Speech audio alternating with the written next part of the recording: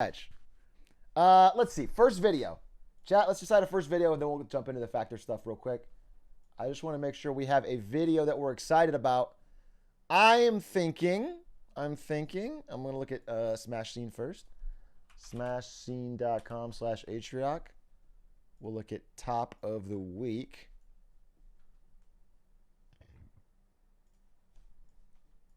Okay, here's an interesting one right off the bat. First of all, why does Sekiro's enemies even fight him is a funny one. But why you can't stop playing competitive games. Hint, it's not addiction. That already sounds interesting. This already sounds interesting, and I would love to know more why I can't stop playing competitive games. And I would love if they would tell me that it's not addiction. So it's only 9 minutes long. Oh, it's only 63 views, though.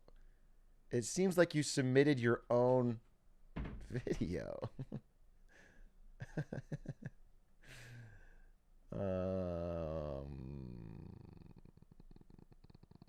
You promise it's good. That's weird because you are the creator of the video. You understand? You submitted it and then you made it and then you in my chat said you promise it's good. You understand that? You can put it on Discord or you can put it on Smash Scene. I'm looking at Smash Scene for now, but I think this also imports from Discord. Although I'm not sure if we... Why are NFTs so ugly? You know what? We could watch Defunct Land. Because people have been clamoring for that. What's the best Defunct Land? What's the best one? Amusement and theme.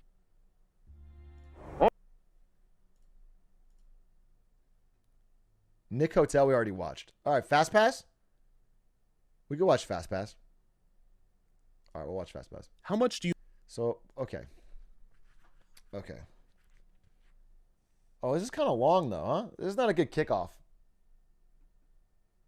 No. I can't do this. Maybe we could end with this. Can't start with this. Let's see what we got. 2 hours, bro? That's... One of the rules is one of the rules is that you cannot be too long. Let's see if we open up Get Smarter in the Discord. Why China cared about Kung Fu Panda? Wait. Let's debunk a MatPat video by Mossbag, my ally? How long is this? 46 minutes, bro. How long does it take? I debunk them in 5 minutes. Great video. Okay, we'll give it a shot. We won't watch the whole thing. We'll watch the funny part. We'll watch till it's obvious he's been debunked. But first, I'd like to tell you guys a little bit about how to log into Instagram because I have to do the story first.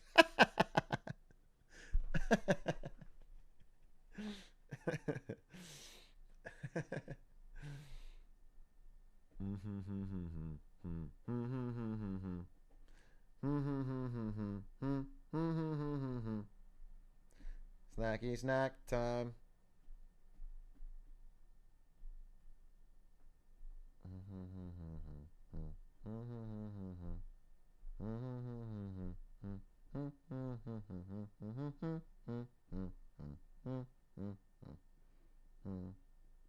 Snacky snack time. Bum ba bum bum bum. Bum ba dum bum bum.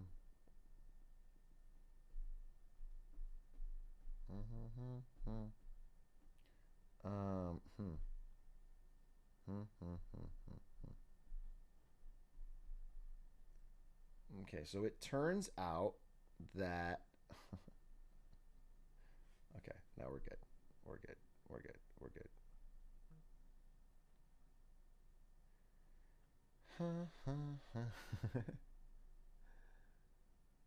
You know what? Why don't we start the video and then we'll jump in. We'll take a break. I am literally shaking and crying right now. I can't believe MatPat has done this. Is nothing in this world sacred anymore? Is no work of art free from this man's grasp? Amen! Oh God. Finally someone on my side! How could MatPat really say all those things about the Canterbury Tales? What did Chaucer ever do to deserve this? I mean, sure, that deathbed confession right at the end felt pretty contrived, but the wife of Bath's Tale has given us precious insight into the role of women during the late Middle Ages. He probably even thinks that Decameron is better written. Pathetic. Someone has to stand up against this monster. Someone has to tear his oh shit. Right here. He gave me a shout out. Right here. Thanks.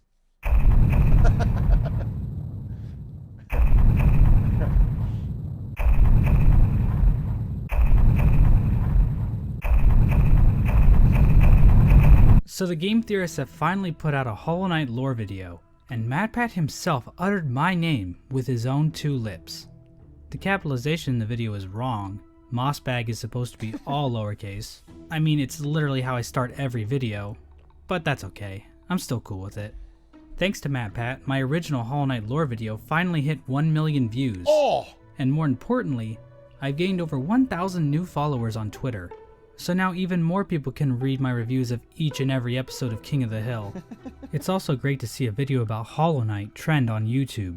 This community really has come a long Is that uncommon? I feel like Hollow Knight videos do amazing. The big ones. Maybe at the time? This is an older video, right? way. But as cool as all that is, MatPat's theory is pretty bad. Now I may not have 11 million subscribers like MatPat does.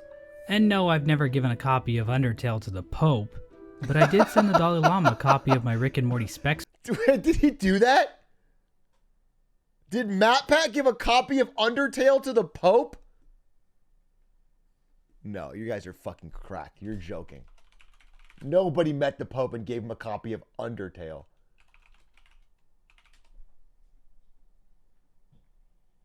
Did MatPat give... In 2016, YouTube gamer MatPat famously gave the Pope a Steam code for Undertale.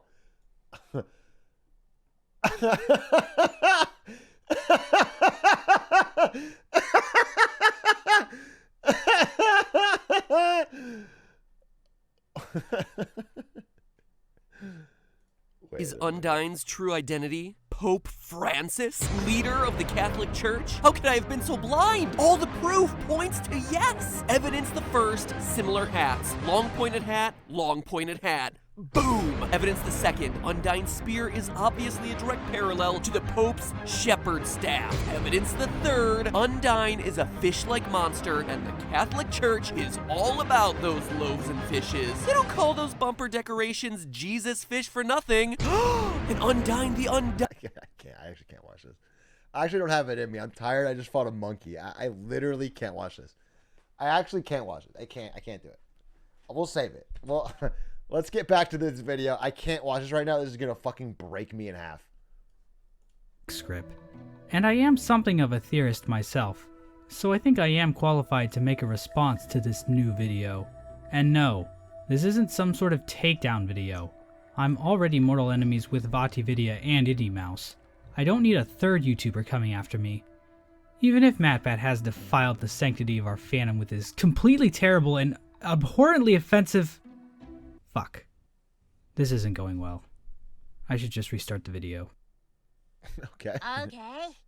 Here's some context if you're just joining in. The Hollow Knight community's reaction to this new video has been pretty negative. Mainly because there are a lot of... I want to see some of these. Hollow Knight fandom, MatPat.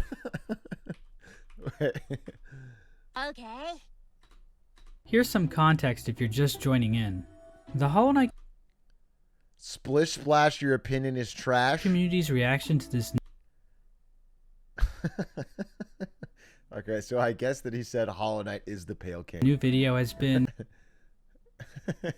pretty negative. Mainly because there are Wait, I like this one. I'm sorry. I keep going Community's back, but... reaction to this new video has been pretty negative. I like this one. MatPat theory bad. Upvote. That's good. That's basically my YouTube. That's basically what I've been doing on YouTube. Mainly so. because there are a lot of perceived flaws in the theory. As a result, there are some people saying that the Hollow Knight fanbase is toxic.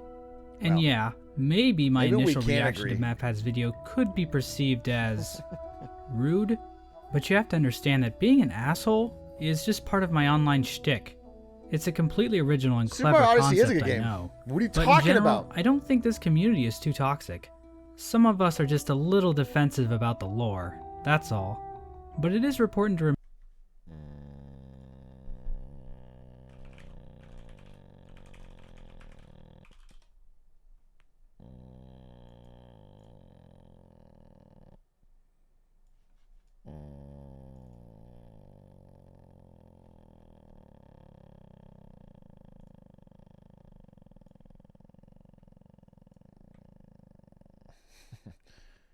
I don't know, man.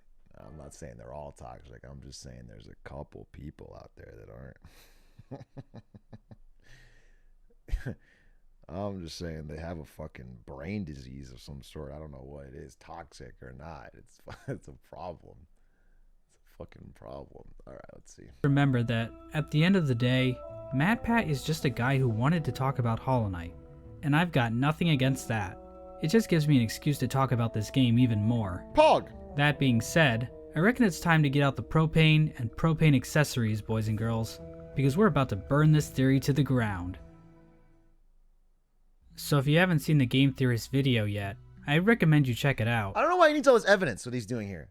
If you want to debunk a MatPat theory, just go, oh my god, I'm cringing. What's going on? At like every 5 seconds. And then at the end of it, say, this was dumb. And then upload it to YouTube as your own content. That's, like, if that's how you want to debunk it, it's easy.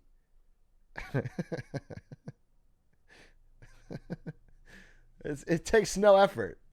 I'm going to go through all of MatPat's arguments, but I'm not going to play his whole video through, so you'll have to watch it yourself if you want the full context. That's your second mistake. Then, you can watch this video and come to your own conclusion about Hollow Knight's lore.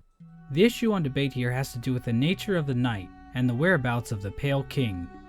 MatPat's theory is that the knight is actually the Pale King reincarnated. We are supposedly just another one of those failed experiments, except I don't think that's the case here. If you stop and dig through the massive amounts of secret lore hidden throughout this game, it's my belief that we're not just some random nobody. We are, in fact, royalty, a king, the king. In fact, it's my belief that in Hollow Knight, we're playing as the Pale King himself. This isn't a new theory. It's been around for a while, but I've never really talked about it here on this channel. There are several problems with this theory, the biggest one being the lack of evidence. A lot of the evidence that MatPat will present in this video can be interpreted in ways that make much more sense when put in a different context. Second, there are pieces of evidence that contradict this theory. You can poke a lot of small holes into MatPat's timeline here, and a few bigger ones as well. With the biggest hole being that you literally see the knight with the Pale King in the same room. But I'm getting ahead of myself. Let's start with MatPat's first argument, the higher being tablets in the King's Pass, which all begin with the phrase, higher beings. These words are for you alone. These tablets are very mysterious, and I don't think that there is really a consensus on what they mean. One theory I see a lot is that these tablets were left here for the vessels, as a way to teach them how to focus soul. But then why did the Pale King leave a lore tablet like this in the Ancient Basin, or the Howling Cliffs? They don't contain information that would be pertinent to them, and some of these tablets seem to predate the creation of the vessels. Okay. Another theory is that the tablets are addressed to the bugs that were granted higher thought through the Pale King's beacon. The problem with that theory is that the tablets teach how to focus soul. I'm sorry, pause. Catch me up, because I want to remember Hollow Knight's lore. The Pale King came from very far away, out of that giant bug, and he's like the last remaining of a much bigger race that had gotten pretty small. Like, he was like the runt of his race, but the god of this race. And he got here, and everyone worshipped him because he glows and he's strong. And he built a society that all dedicated to loving him. Okay? Got it. which doesn't seem to be a thing that regular bugs can do, at least not easily. Personally, I believe this explanation is the correct one, but my thoughts on it are super speculative. I've linked a document below if you want to check it out. So yeah, these tablets are quite mysterious indeed.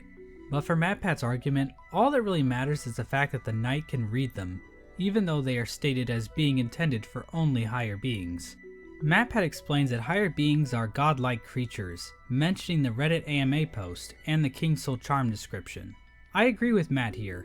He then mentions that pretty much only higher beings can manipulate soul. The tablet even says, quote, "You shall achieve feats of which others can only dream." Again, setting apart soul users, like our knight, from pretty much every other creature that we encounter throughout this game. Now MatPat does say pretty much every other creature, so I can't say he's wrong, but there are examples of creatures that can manipulate soul that aren't higher beings.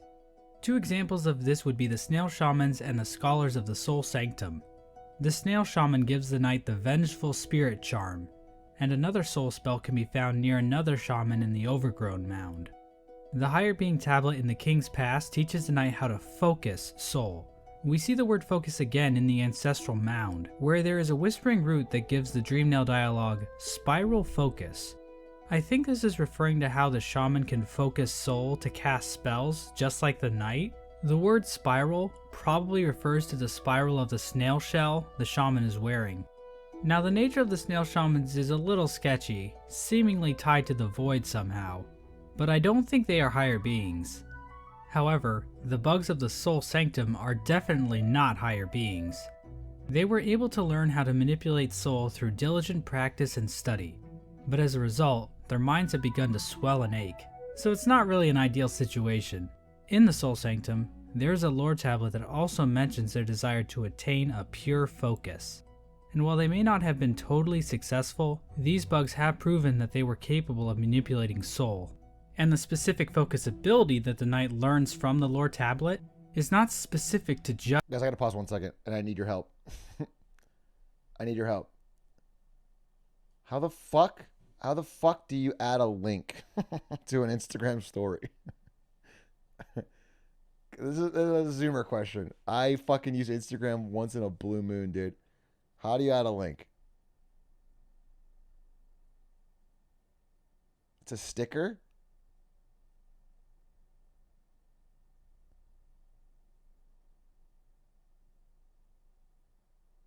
Okay.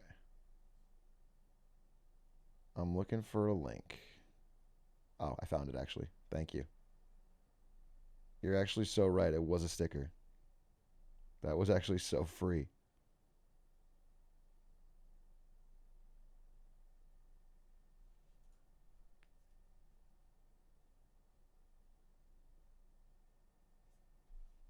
Okay, just this vessel. During the pure vessel fight, the Hollow Knight uses a move that's described in the game's code as being a focus ability. So this ability doesn't appear to separate the knight from the other vessels. But ultimately, I don't think this really hurts the point MatPat is trying to make, that being that the knight is a higher being. So not only are we reading tablets reserved for higher beings, but we're also using skills reserved for the godlike creatures of the world on par with the Pale King. Okay, can I be honest with you? I don't know what's going on because I was setting up that fucking Instagram story. Here's what I think. I trust MatPat. I mean, oh, fuck. Delete that comment. I trust Mossbag. I don't really trust MatPat. So everything I'm hearing here is that Mossbag is right and MatPat is wrong. Don't clip that. Don't clip that because obviously I don't. That's going to undermine my whole fucking brand here. You don't really fit. I trust MatPat to be generally fucking hyperbolic and over the top to make a clickbaity YouTube video. Yeah, this is not the vibes. And plus, it's like at the end of it, what am I going to say? You're right, Mossbag? I already say that. I already believe that. I don't need to be convinced. Plus, he's got this scene right here that says MatPat's a cool guy. And like, I don't need that. I don't need that. I don't need that. So we'll call this a draw. I just need to get my thing up. So instead, let's transition to the actual main fucking show. And I need some food anyway. And let's do this. I have in front of me 3 meals from Factor. And I would like chat to vote on which one I eat tonight during our movie time. Okay? First one, ginger soy chicken. Second one, green peppercorn pork tenderloin. And the third one, blackened salmon. Hopefully you would vote for the blackened salmon. That would be great because that sounds best to me. But you guys are all going to vote soy. I shouldn't have said it. You guys didn't even get to read it. I shouldn't have said the word soy. I should have just said chicken. I should have said chicken. I'm not going to eat all three. Obviously, I'm not going to eat all three.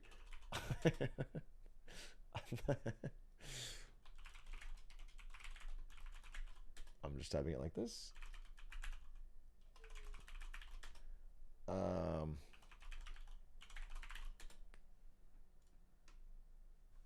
Here's the poll. Here's the poll. Which one am I eating? Which one am I eating? 1 for ginger chicken. 2 for the fucking salmon. I want the salmon! Let's get some 2s, please.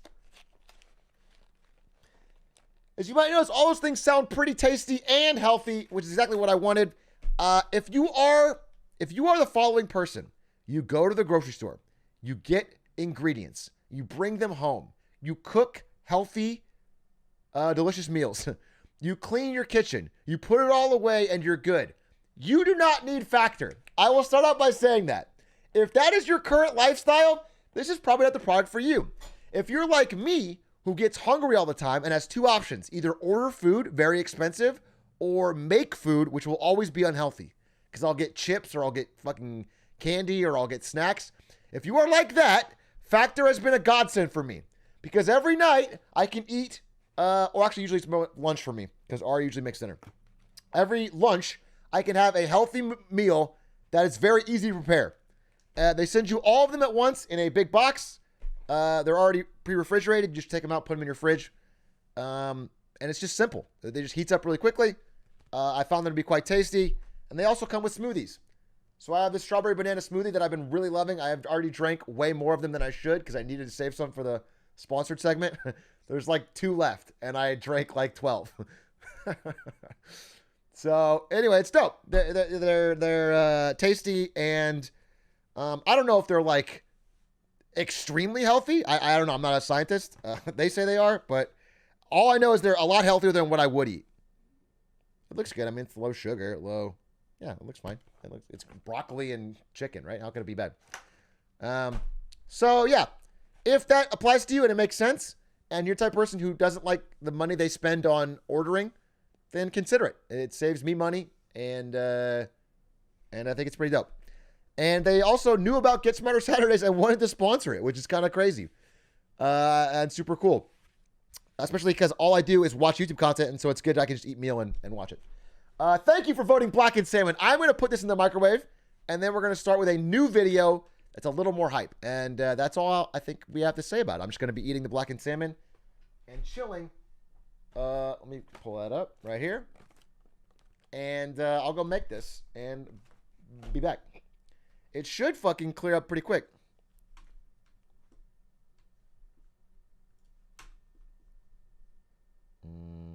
Yummy, yummy, yum, yum, yummy, yummy, yum. Oh, wait. I want to do this one. This one looks good. We're going to watch this video called The Only World Record That Cannot Be Broken. It has 3 million views. We're going to watch this. This looks great. The Only World Record That Cannot Be Broken. This looks dope. I'm interested in this.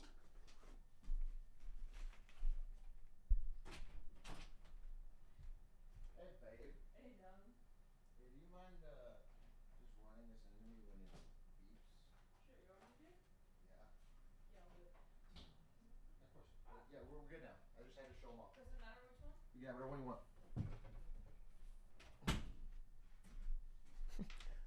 Ari's already eating one, which I told her I had to save him for the stream. I'm running out of them, and she's already eating one. Okay. Here we go. You cannot beat this world record in 1984. Okay. Oh my God. Literally 1984. It's literally 1984. It's literally. 4. On a warm summer day in Berlin, Germany, one athlete would set a world... Hey, Void, if you need Pokemon Unite lessons, look, I actually have very flexible rates, and I'm an open schedule. I think we could make it work. I understand that, like, you know, usually when you see a big-time Pokemon Unite player like me, like, usually their schedule is packed wall-to-wall with tournaments. But I think I saw potential in you.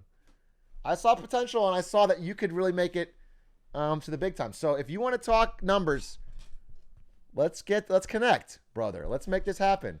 When are you next available? 3 months for 38 minutes.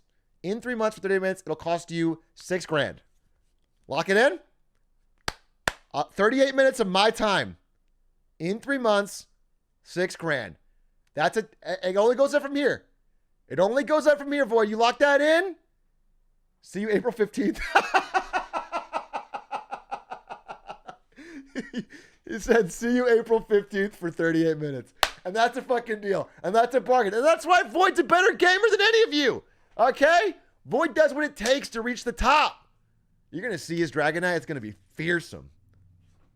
It's like the Jay-Z dinner, but better. Would you rather have $500,000 or a Pokemon Unite game with a guy that started playing yesterday? Whew! Okay, back to this video. What place did we get? Top 2 when we weren't 2, you know what I'm saying? Record that was so unbelievable that the actual rules in this event would forever change. In the men's javelin, Uwe Hahn from Germany set an unprecedented world record, throwing the javelin 104.80 meters, breaking the previous world record by just over 5 meters, which translates to just over 16 feet. This was one of those moments that shook the entire foundation of track and field, because compared to the previous world record, this throw represented a massive improvement of 4. Bro, you know what that's like? That's like beating a world record by like 10 minutes in like a speedrun. That's like taking an accomplished speedrunner, like maybe from Sweden or something, and then beating their world record by 10 minutes. It's like unheard of. It's like a complete reimagining of the sport. 4.9%, which to this day places this moment as the second greatest world record improvement in any event in history, only falling behind the great Bob Beeman's long jump from the 1968 Olympic Games. To say that this throw was unparalleled would still be an understatement, with a powerful run-up, a perfect angle of release, and one of the fastest follow-throughs that you'll ever see in any throwing discipline. Hahn's form in this moment was unmatched, and even in the eyes of the announcers at the time, they already understood that this world record just might stand forever. Here's a record that may never be broken. Uwe Hahn of East Germany shatters American Tom Petronov's world record by over 16 feet. 343 feet, 10 inches. Watch where... Damn, he was from East Germany? He was behind the Berlin Wall? Lands just inside the stadium. After this, the weight of the javelin will most assuredly be increased. The stadium are not big enough to hold the javelin anymore. This really was a moment of pure athletics perfection, and if we fast forward some 38 years later, this world record still stands. However, this incredible record stands for a rather unique reason, which is much different from any other world record throughout track and field history. Soon after Hahn's throw back in 1984, the actual javelin instrument itself changed in overall form, a decision largely influenced by Hahn's world record that nearly exceeded the throwing area. Now, contrary to popular belief, Hahn's throw wasn't the only reason why this change was implemented. Even before this amazing world record was achieved, track and field's governing body had already been discussing moving the javelin's center of mass forward by 4 centimeters. Would they change There's going to be some changes in this event, the javelin, next year, because of a few things that have happened over the last few years. First, a couple of years ago, Tom Petronov of the United States threw at 327 feet. Then last year, Hahn from East Germany threw over 340 feet. Well, the IAAF is afraid they're going to throw it right out of the stadium, so they decided to change the javelin. Now, this is the old... I guess that's good thinking ahead. Because if somebody yeeted it 400 feet and it pierces someone in the crowd's heart, that's going to be a problem. No. It's good. Thank you. There you go. Ta-da! Blackened salmon and vegetables. Thank you, Factor Meals. I'm gonna have a bite, and with this, I'm sure I'll be able to break the world record for the longest javelin throw. Okay. Old javelin. New ones come out in April. But what they've done is they've actually moved the weight forward in the javelin, and they've made the tail thicker so it won't go as far. These changes had been a part of regular discussion even before this 100-meter plus world record was set. However, after this world record, the process of change was quickly implemented into practice, making Hohn's world record throw a landmark moment in track and field history. Given the context of this historic rule change, Hohn's world record of 104.80 meters literally will never be broken. That's kind of dumb, though. I think that's dumb because it's a different rule set. It's like a different patch. It's a hot fix. They just nerfed everybody else. I mean, I'm sure this guy's amazing. I'm sure he had a perfect throw, but I find it hard to believe nobody could beat him if it was... It's a different category. It's like any percent versus 100%. And since this throw back in 1984, the closest that any athlete has gotten with the new version of the javelin was Jan Železny's legendary record of 98.48 meters, which he threw back on May 25th of 1996. Heading into the 1984 Olympics. Okay, it is kind of crazy that no one's gotten closer since 96. Because that kind of disrupts my theory. My theory is that athletes are always getting better. Like, you know, it's my theory that, like, the average NBA player is way better than they were 30 years ago. Like, you know, everything like that. Every fucking sport, like, all the super teams from the past would be less competitive in modern day. I just believe that in general. I think humans all get better. And so, because they learn from the past and they have better training and all that. But if nobody's gotten close since 96, this must be an insane fucking record. Hohn was the overwhelming favorite to take the gold medal. But given that East Germany unfortunately boycotted these 1984 Los Angeles Games, he was never able to compete for an Olympic gold medal. This was quite the unfortunate circumstance for this javelin legend, but there was at least some consolation during the 1984 season, as he won the gold medal in the Friendship Games with a throw of 94.44 meters, a throw that was almost 10 meters further than the eventual winner from the 1984 Olympics. Kingship. For many around the world, Hohn's 94.44 meter victory was the equivalent of an Olympic gold medal placement, making this 1984 season one of the greatest ever for any athlete. Not just because he... Why the fucking... It's kind of weird that boomers would disparage esports. When you think about it, this is just as arbitrary. How far can a person yeet this long metal rod? Is no more or less impressive than, like, can Simple get a cracked headshot in CSGO? There's literally nothing... There is nothing special about this. It's a random task. It's a random thing.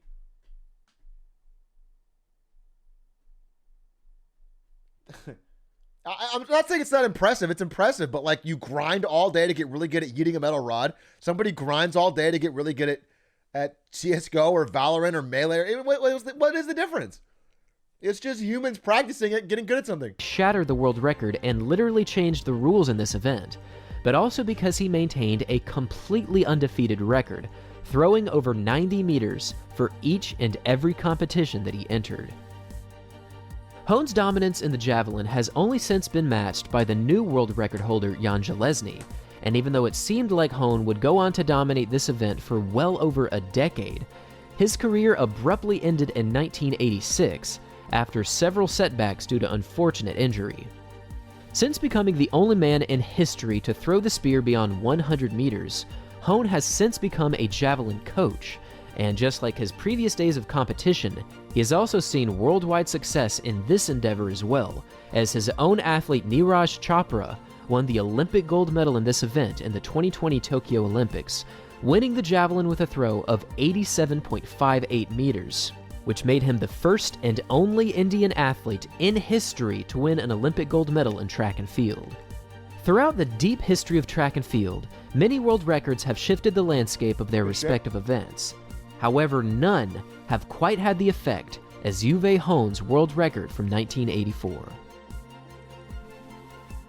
Thanks for watching, everyone. And as always, until next time. Good video. Actual good video. Perfect length. Perfect length. Perfect information. I really enjoyed it. Good footage. Remove the poll. Is there still a poll up? Oh, you're right. The poll is still up. I wanted you guys to know that I was eating blackened salmon this whole time. All right. Interesting. Yeah, very cool video. Let's see what we got next. Oh, after every video, I do have to say really quickly, if you'd like to check out Factor, use my link or go to go.factor75.com and use code POG Atrioc 120. Oh, I need to put up the banner. Oops. Right here. POG Atrioc 120 for $120 off. Check it out. Healthy meals delivered to your door for much less expensive than ordering via Uber Eats or anything like that.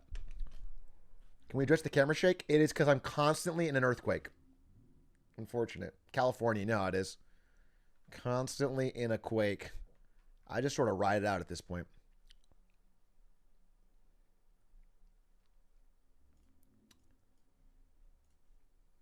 Do they deliver to EU doors? I am not sure. I have no idea. I don't know their countries of origin. You have to check on the website. Tsunami's coming. All right, next video. Next video is, and must be, oh, by the way, oh my God, we have double alerts. Let me get rid of my other alerts. For a limited time, your alert gets a sound effect because of the new Factor alerts require you to get a sound effect, so you will get a sound effect for Factor alerts.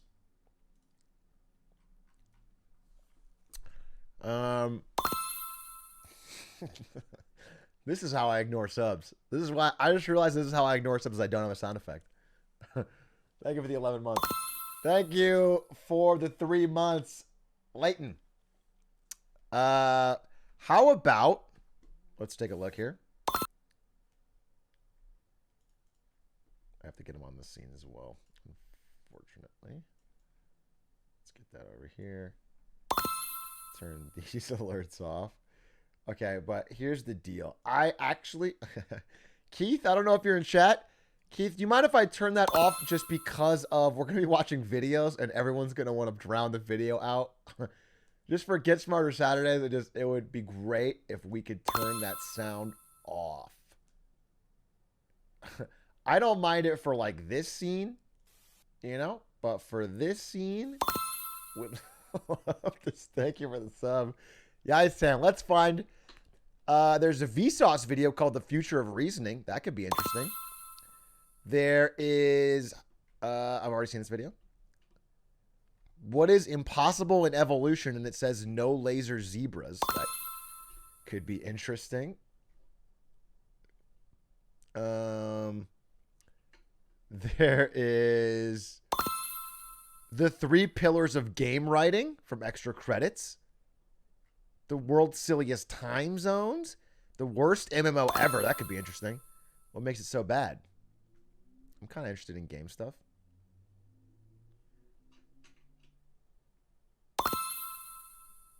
VSauce? All right, we'll check out VSauce. This looks good. I'm intrigued by this. This fucking title and thumbnail is interesting. The Future of Reasoning by VSauce. Okay, I have to stop this. Keith, please. Please let me free, Keith. Please, you got, it's going to make me insane. Just turn it down. It's built in. I can't do that. Turn the screws, Keith. Can I mute it? I disabled sound. We good? Okay, we're good. Thank you. Hey, VSauce, Michael here. Where is your mom? Can you explain that? I'm out of the loop. Everyone says it. Hey, VSauce, Michael here. It's like his standard thing. What is? I thought he is VSauce. What does this mean? What does this opening mean? Someone explain it to me. We are VSauce? The viewers are VSauce? It's an intro, Papega. No, I understand that it's an intro, Hudat. Thank you. We're VSauce. VSauce is a state of mind. Okay. Okay. All right. Thank you, guys. VSauce is like a state of mind. It's a full body high. Okay? All right. Is it in your head? I mean, that's where your brain is, and your brain helps you remember and plan and make judgments and solve problems. But you also remember and plan with phones and notes and calendars. And you make judgments and solve problems with all sorts of things. Actually, I'm sorry. Someone in chat said it actually stands for very good sauce, which is good to know. That makes sense. VSauce. Got it. You know, when you think about it, the brain is really just a wet lump of fat and protein, no firmer. Just chat's kind of hitting today. Hudat said VSauce and Keemstar look like the exact same guy that walked different paths. That's a good one.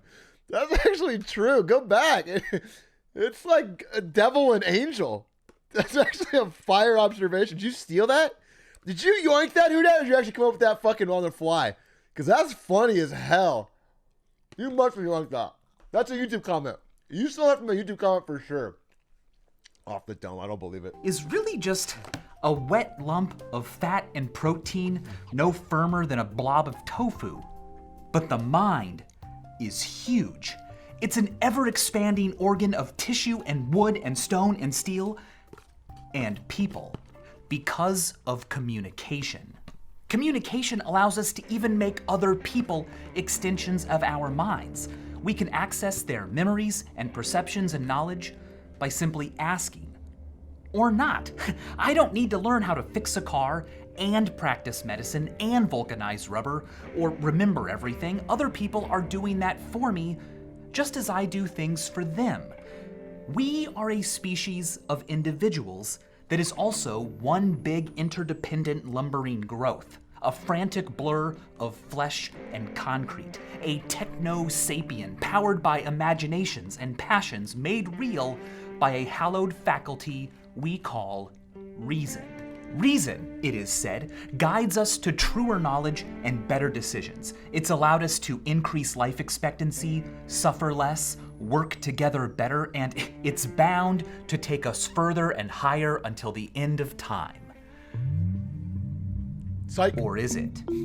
The organ we use to reason takes millions of years to evolve, but the fruits of reason grow rapidly and are ever accelerating. Over the next 4 decades, we are expected to build the equivalent of another New York City every month. And more concrete was installed in the last 2 decades outside the United States than the US installed during the entire 20th century.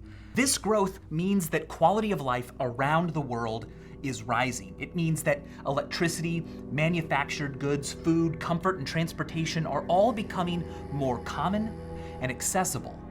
And with no ecological costs. Yes! It's all upside, no downside. That's fucking awesome. Let's go, humanity. Yes! Love that. I love that for us.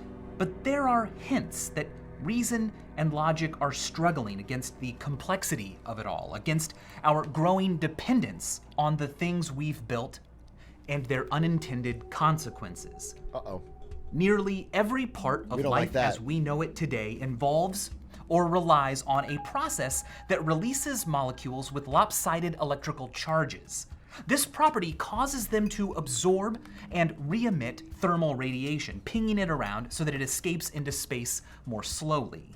Having more warmer parcels of air means stronger weather events. They can't be pinned to any particular extreme storm, but they make extreme storms in general more extreme and frequent. What's at stake isn't just bad weather, it's disaster. It's more lives lost, more property lost, it's more droughts, more hunger, more famine, more people needing refuge, and an even greater reliance on the very things that caused the problem in the first place. In total, we release about 51 billion tons of such gases every year, and we need to release 0. But how do you rethink everything?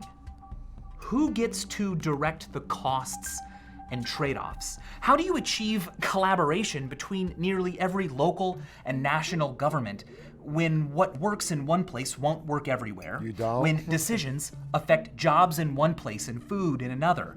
When not just... Did someone say copium, not this generation's problem? Which generation are you talking about? Talking about millennials? Talking about me? Talking about Zoomers? It's probably going to be Zoomers' problem, and it's definitely Gen Alpha's problem. I might skate by. Millennials? I'm 30 now. I might skate by. I don't think so. I think it's going to hit in my, in the next 20 years. It's coming ahead for sure. But definitely Zoomers, I think, are going to make it. And Gen Alpha's going to hit it in their prime. La la la, can't hear you. Things need to be rethought, but also habits and traditions and values. How do you achieve consensus when a problem isn't obvious to the senses, is far away in space and time, requires solutions that affect people in different ways, and as a product of science always carries some uncertainty? The philosopher Timothy Morton calls something so massively distributed in time and space, and so viscous, so sticky that it adheres to all that touch it, a hyperobject. Every civilization that grows at the speed of reason must at some point face hyperobjects. In fact, the fact that we still haven't found evidence of intelligent life beyond Earth has been brought up as evidence that some sort of great filter might exist that few civilizations manage to get past. That a hyperobject like our impact on the planet might be such a great filter is not a new idea. What it might take to solve it is the topic of Bill Gates's How to Avoid a Climate Disaster. And I decided to do this video in partnership with him and his team because the way we deal with hyperobjects reveals...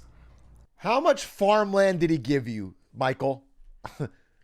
How much farmland did Bill Gates fucking slip you for you to do this 5G? A lot about the mind. It's easy and common to think that we would all be better off if everyone was just more rational, right? But what if reasoning wasn't built for what we've become? Let's begin by looking at behavioral inertia. Behavioral inertia is the tendency to keep doing what you're already doing, status quo bias. It can be a frustrating bias if you desire change, but its origin isn't a flaw. If an organism has managed to survive long enough to reproduce and provide and care for its offspring, then the state of its world Nobody in this chat, nobody for its watching. genes to spread. That's all it takes to persist. The types of organisms we see around us will naturally be those that managed to persist and didn't, after reaching that point, rock the boat too much. So behavioral inertia can help slow down the accumulation of unintended consequences and the loss of ideas that work, but it can also slow down innovation and adaptation. If the environmental impacts of our society were more immediate and unignorable, it wouldn't be so tempting to apply this inertial brake. Oh yeah. But this is very true. I think the problem with like so many of the things that we all know are bad for the world, but we don't really stop, is because the effects aren't immediate. It's why you can eat like a bunch of candy and stuff. Like you don't get punished immediately for a lot of bad choices in life, and it makes it very hard to stop. Like even me, if I stay up too late and play video games or grind, that night it's fun. It's fun and it's great. And then when I wake up for work, it sucks. So the punishment is always later. Missions are invisible, and their consequences aren't immediate or local. They impact future people and people far away, those who are different from us, poorer than us, people we will never meet. This may be one of the first challenges advancing civilizations face, wielding not just the power of technology and distributed cognition, but also the responsibilities. Extending the mind is really cool, but whether or not a species can extend their empathy might be a great filter. Surely, reasoning will allow us to do that, right? Well, what is reasoning? Well, reasoning is a way of making inferences. An inference is a piece of new information extracted from the information you already have. Now, we make inferences all the time. Every living thing does. For example, we don't have measuring tape tentacles that shoot from our eyes. And what actually enters our brain is just a 2D image, but nonetheless, our brains can infer depth by attending to cues like stereopsis, occultation, perspective, parallax, size. Now, when this happens, we accept it as reality. We aren't aware of the visual processing that made it possible, and we don't have to be. If, however, we do consciously consider why a certain conclusion was reached, well then, boom. That's reasoning. Reasoning is the process of making inferences not automatically and instinctively, but by looking at facts and seeing what conclusions they support. And logic. When Eratosthenes calculated the circumference of the Earth to Ben within Shapiro a is percentage reasoning. or two of the value accepted today, he didn't do it by measuring the Earth, and he didn't just perceive it as self-evident. No, he inferred it from what he knew about shadows and how long it took camels to move. Stories like that make it easy to believe that reasoning evolved because it supercharged our cognitive abilities. I mean, it clearly moves us towards truer conclusions, better decisions, and knowledge no other species could infer. Attempts to describe the rules of good, orderly reason became logic and mathematics, concepts so general and abstract that while we were still animals, armed with them, we were no longer. Hey, real recognize real. While we were still animals. Real recognize real, dude. Real recognize real. Hey, good shit. Good shit, VSauce. Armed with them, we were no longer beasts. But that's the rub, isn't it? If reasoning is so great, why are we the only species with such a sophisticated grasp of it? And if its purpose is truth and good judgment. Yeah, I will say my dog doesn't reason shit, and she has a great day all the time and loves her life. So think about that. Counterpoint, Michael. Why don't we all agree on everything?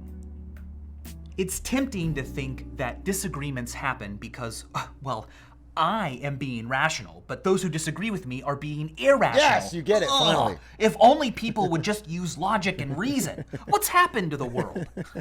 Well, that's a fair complaint if you're arguing over logic puzzles, but the world is not a logic puzzle. Wow. This, however, is one. Paul is looking at Mary. Mary is looking at Peter. Okay. Paul is married. Peter is unmarried. Okay. Is a married person looking at an unmarried person? Yes, no, or not enough information? We don't know. to Not enough decide? information.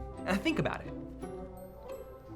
The answer is yes. What? You may have thought there's no way to know because we don't know if Mary is married. But look, she either We don't know Mary's or she married. isn't. And if she is, well then she, a married person, you dirty bastard! Burn him at the stake. Human beings should not reason that deep, okay? Human beings should not reason that deep, and I would like... I think we got to burn him at the stake. I propose that we go to VSauce's house, we say, hey, VSauce, angry mob here, and we burn him, because literally that's too far deep. That's one level too deep, and it'll cause a lot of problems. is looking at Peter. an unmarried person. If she isn't, then Paul, a married person, is looking at her, an unmarried person. So no matter what Mary's deal is, the answer will be yes. When people get this puzzle wrong and the correct answer is explained to them, they almost always immediately see why it's right and change their mind. Pog. Life is not always like that. Let's take a look at a logical syllogism. All... It's funny because my response was to try and kill him.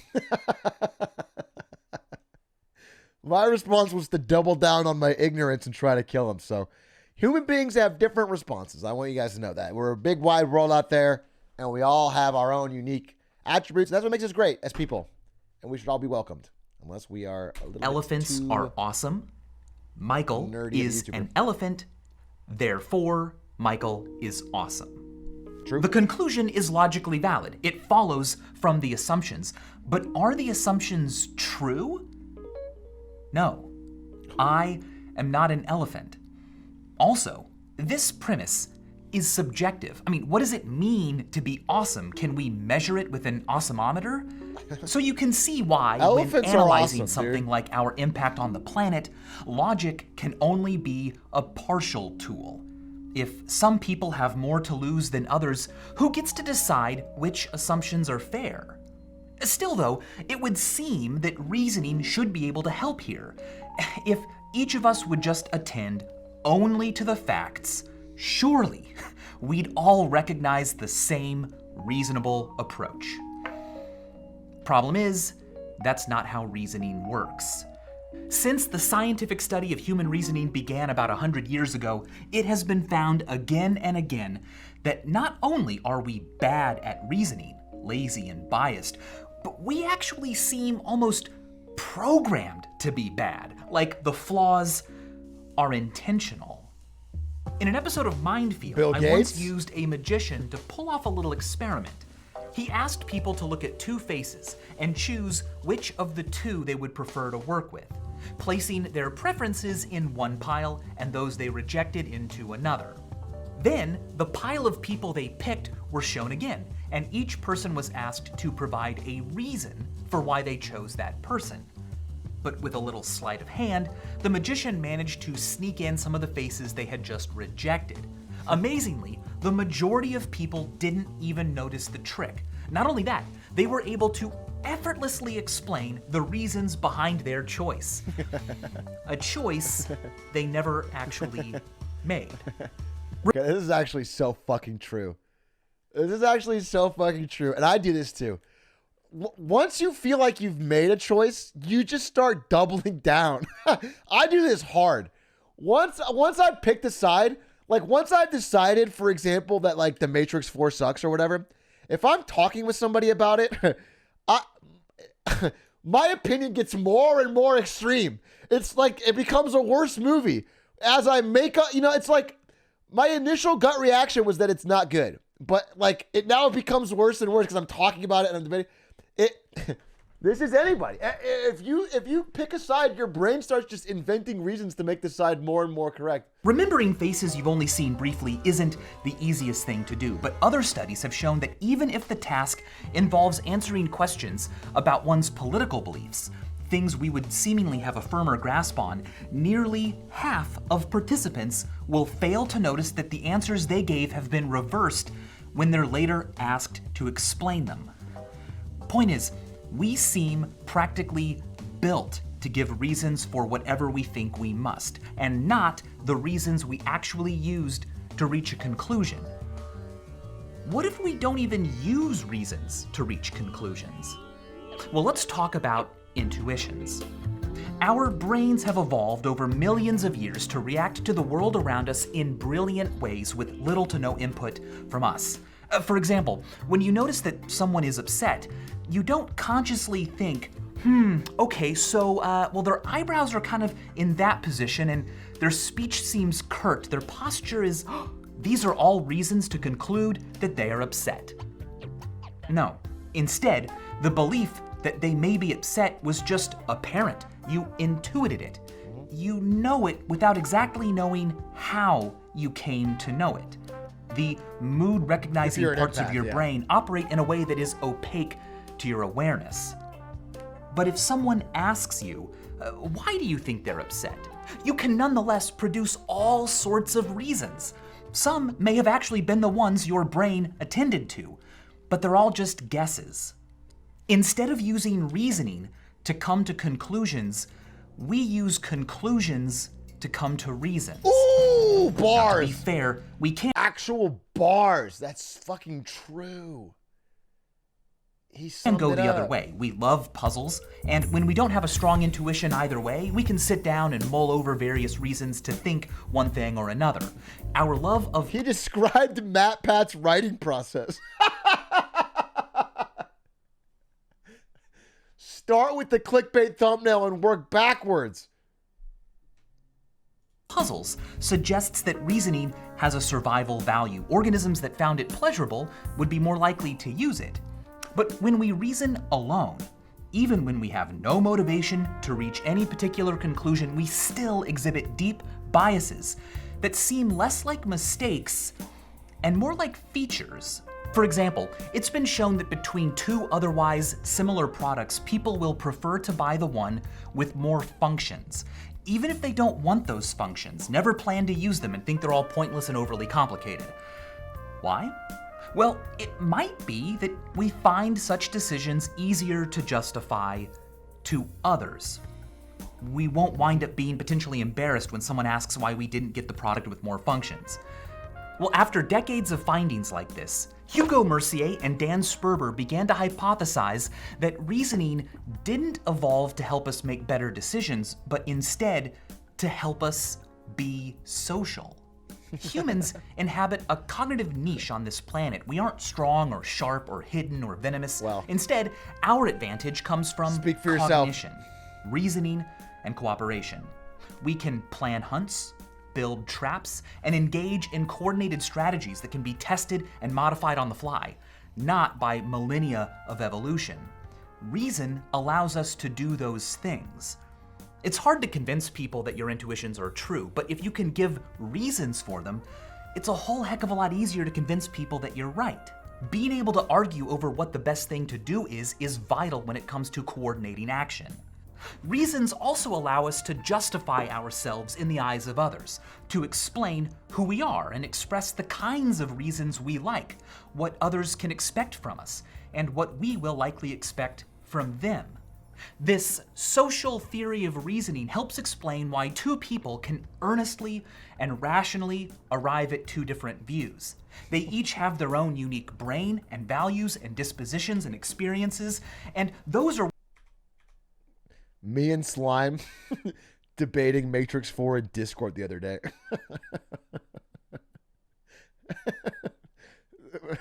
Colorized 2021.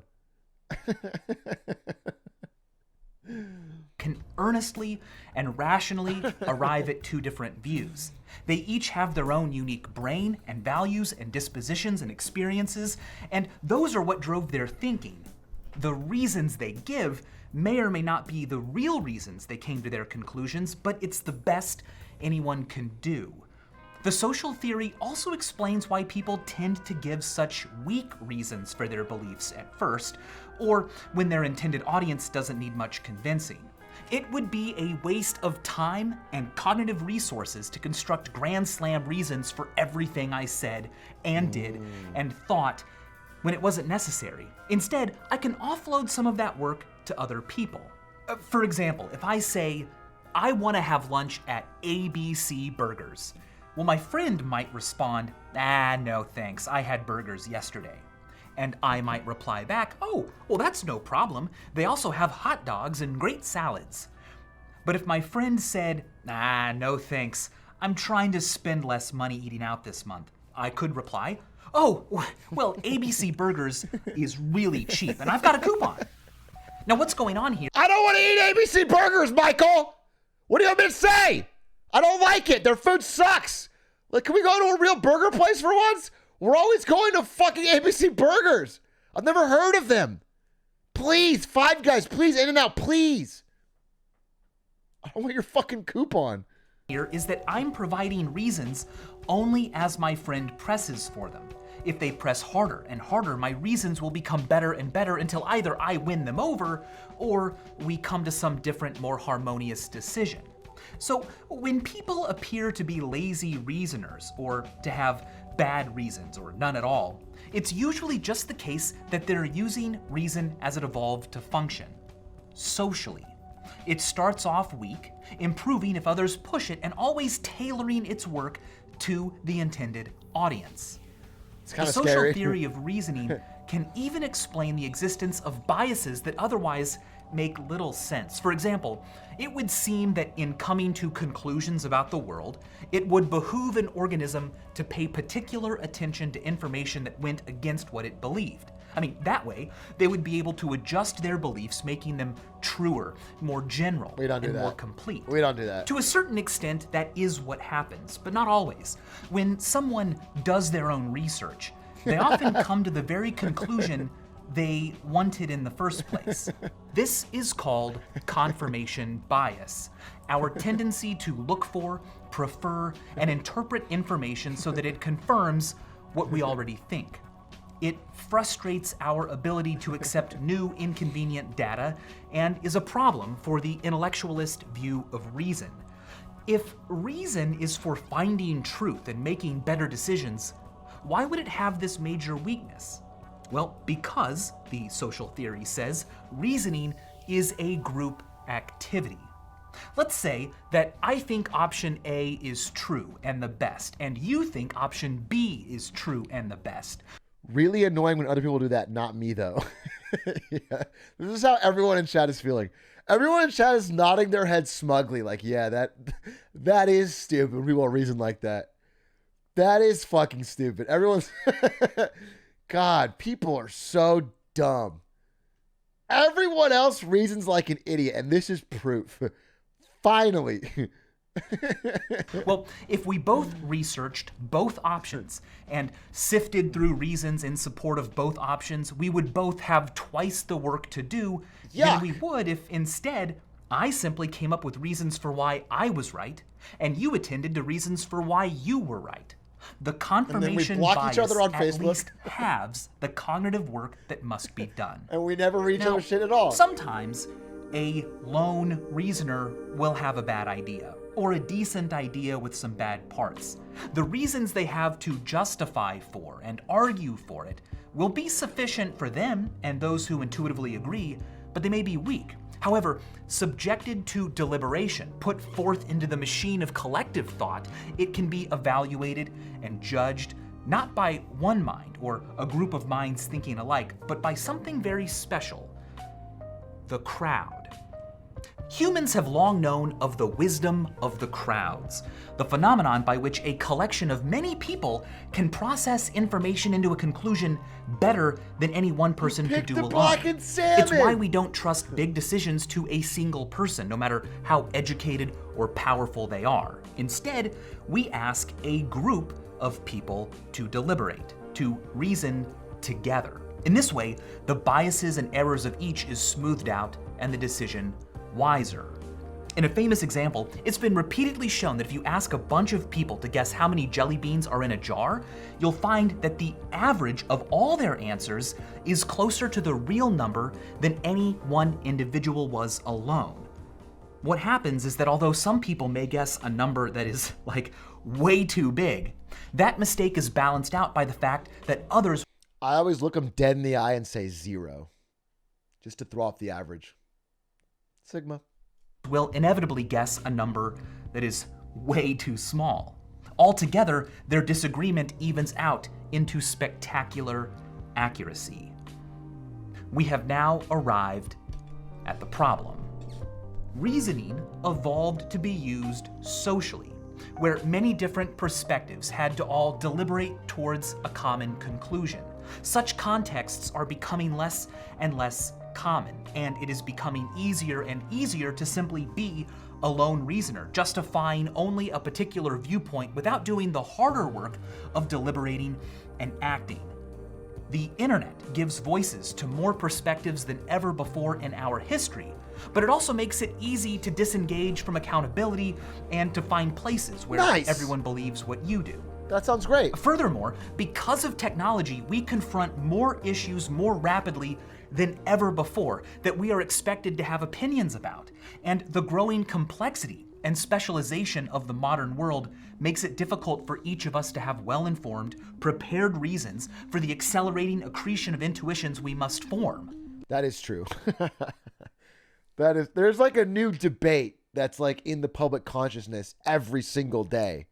And everyone's got a take, but it's impossible for everyone to actually have a rational reason for their take. No one can have done enough work, so we have to just constantly freeball it, have a take, and then run with it. And then do what happens when you've made a take, which is double down on it. In response, we look for people who can defend our intuitions for us. The reasons they give don't have to be good, just good enough that we can feel like justification exists. In the past, unconvincing reasons had to be painted on sandwich boards, but now, the democratization of communication means that even unpopular, unconvincing, nonsensical ideas can be presented with the same trust-inducing typefaces and professional look as common ones. People can challenge the weak reasons of others, show them to be contradictory and produce better reasons for their side, but to what end? It's all preparation for a debate that never comes. We each play a very small role in deciding how society is run. Even if a good faith discussion between a representative slice of America came to a resolution, if nothing can come of it, why not just throw shade and sick burns or revel in the pleasure of reasoning by treating everything like a big giant puzzle? It's easy to think that it doesn't matter. Because after all, those in charge, the brilliant scientists and powerful billionaires, will surely come to the rescue. Some giant techno-salvation is surely on the horizon. Thank you, Elon Musk. Whew. Perhaps it is. But everything we know about reason suggests that those implementing it should be held accountable by as many different perspectives as possible. Leaders could lead deliberations and be elected for their ability to moderate social reasoning. But that's boring. Why lead when you could follow? Look at what some people believe and generate reasons for why they're right, and they'll love it. Of course, the hard work, the real work, the work that truly elevates. Chat, I was just thinking about this, totally unrelated. Lego Star Wars is such a fantastic game. It's just like if you grew up on Lego Star Wars, your childhood just hit different. You know what I'm saying? It was just better. It's like people can't relate. People don't understand. They don't get it.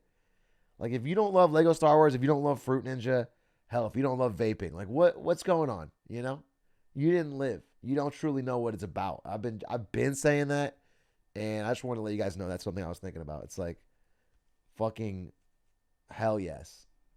Elevates us on this planet is not in telling people that they're right, but in trying to convince others. And in doing so, use reason as it evolved to be used. The future of reason may in fact be the past of reason. In practice, what does all this look like? Well, some researchers have gone so far as to recommend national deliberation days where citizens celebrate by literally joining small groups and talking through their opinions. Oh yeah, that's going to be a real celebration. That's going to be a real fun time. Oh, yes. Fucking brilliant. That's our biggest idea, Bill Gates. Bill Gates, that's what you got? We're going to solve climate change with national deliberation days? We're fucked. We're so fucked. Oh, God, we're fucked. And comparing reasons.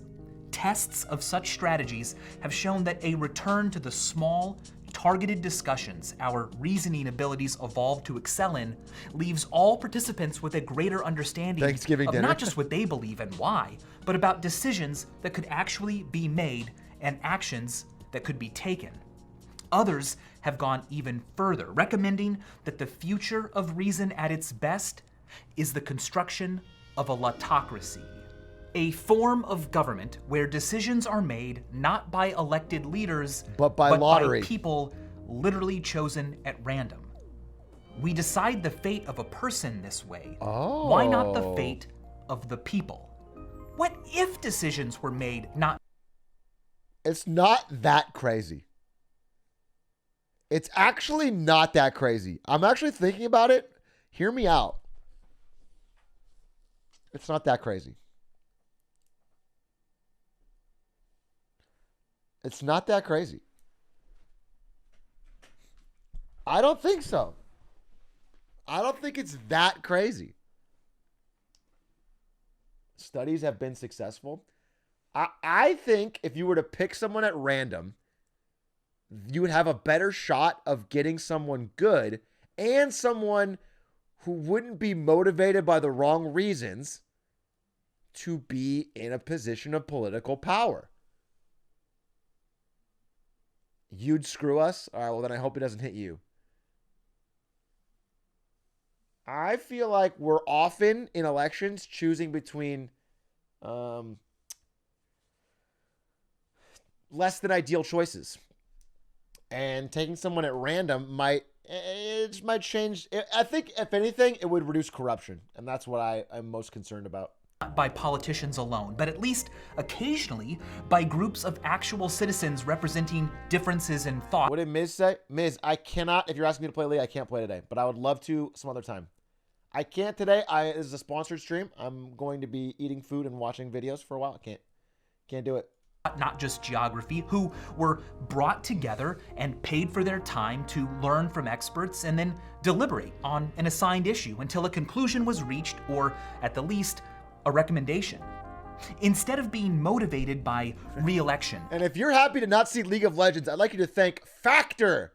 Exclamation point Factor in chat. Check out the Factor panel below. Delicious smoothies, delicious meals. I cleaned my plate. It was actually so tasty. And healthy. And delivered to your door. And you can too use code POG-Atrioc-120 for $120 off. Use my link or go to go.factor75.com. Money, attention, and power. They didn't tell me to say this. Factor officially doesn't support League of Legends. Sponsorship canceled. That's a talking point, okay?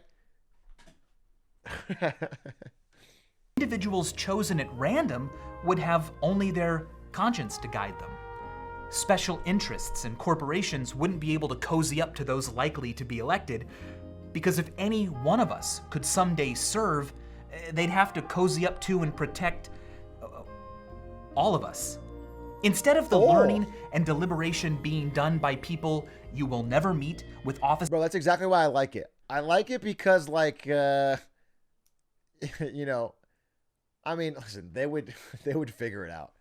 Like, corporations would figure out how to the day you get elected randomly to be on the phone with you, putting money in your back pocket. But at the very least, that you couldn't have a prior relationship.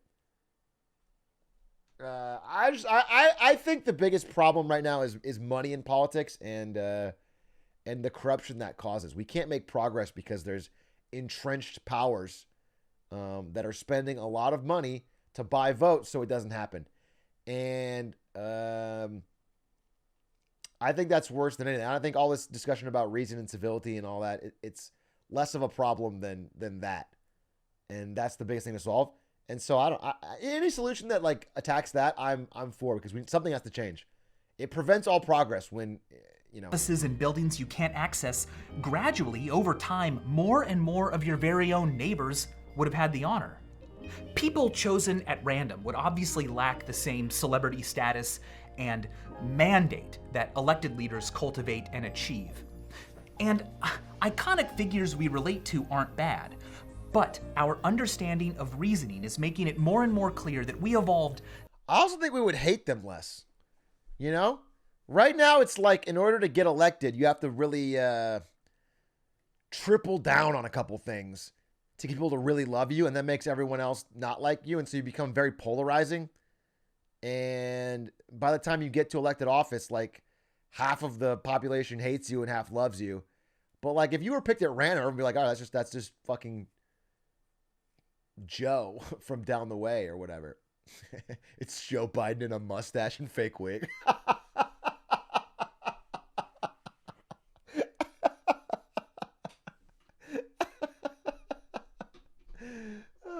I guess I got picked at random. Not to leave the thinking up to a few great minds, but to the authority of the great mind, the lumbering organ of thought that is everyone and everything. This is, in fact, how democracy first worked. Lotteries were used to fill many political positions in ancient Athens. Aristotle explained that the appointment of magistrates by lot is thought to be democratic, and the election of them is oligarchic. An oligarchy is government by only a small number of people. Look, regardless of how reason is brought back to its social roots, if we can build more and better arenas for deliberation and use them to apply reason properly to hyperobjects like the impact of our emissions on the planet, we'll have taught one heck of a lesson to people 100, 1,000 years in the future. I like to think that although widening participation will be difficult, it might provide us with a kind of existential security. The impact of emissions on our planet is not going to be the last hyperobject we face. If we can do a good job with it, maybe far in the future, when our civilization has advanced to the point at which, I don't know, people can be quantumly recreated or something, they'll look back at our time and say, hey, Cringe. That's what they'll let's say. bring them all back to life. We could use the cooperative abilities they had then. Ultimately, the old saying that history... There's no shot they're going to do that. I promise you.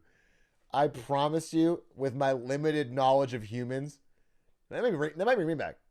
They might see my videos and go, we got to bring that guy back. Bring back Big A.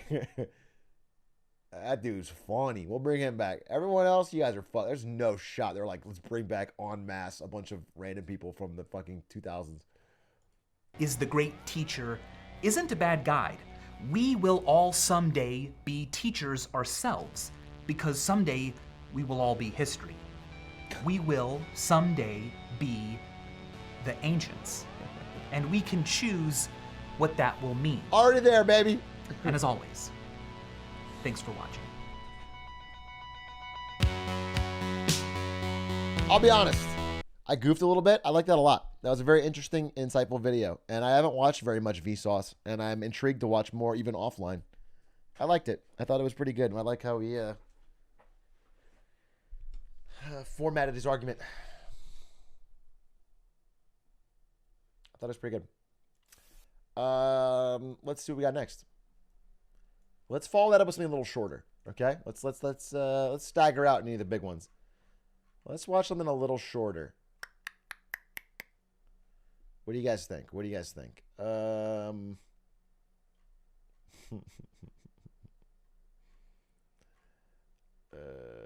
Epic math duel. No, I don't want that.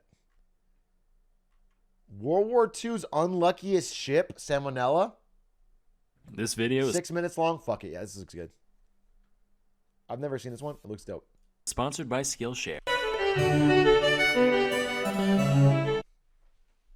Hey kids, now some philosophers have called boats the airplanes of the sea, but while every glamorous Glennis has its slow-mo shun, so too does JJ the jet plane have his awful counterpart. Her legacy in many ways resembles my middle school career, a 3-year-long travesty plagued by blunder after blunder due to both gross incompetence and sheer misfortune, with the only silver lining being that it's remembered by relatively few. Meet the USS William D. Porter, nicknamed the lining being that it's remembered. Problem? Fucking problem? We're watching this guy's video? The guy who in middle school wore a troll face and apparently lit his school on fire?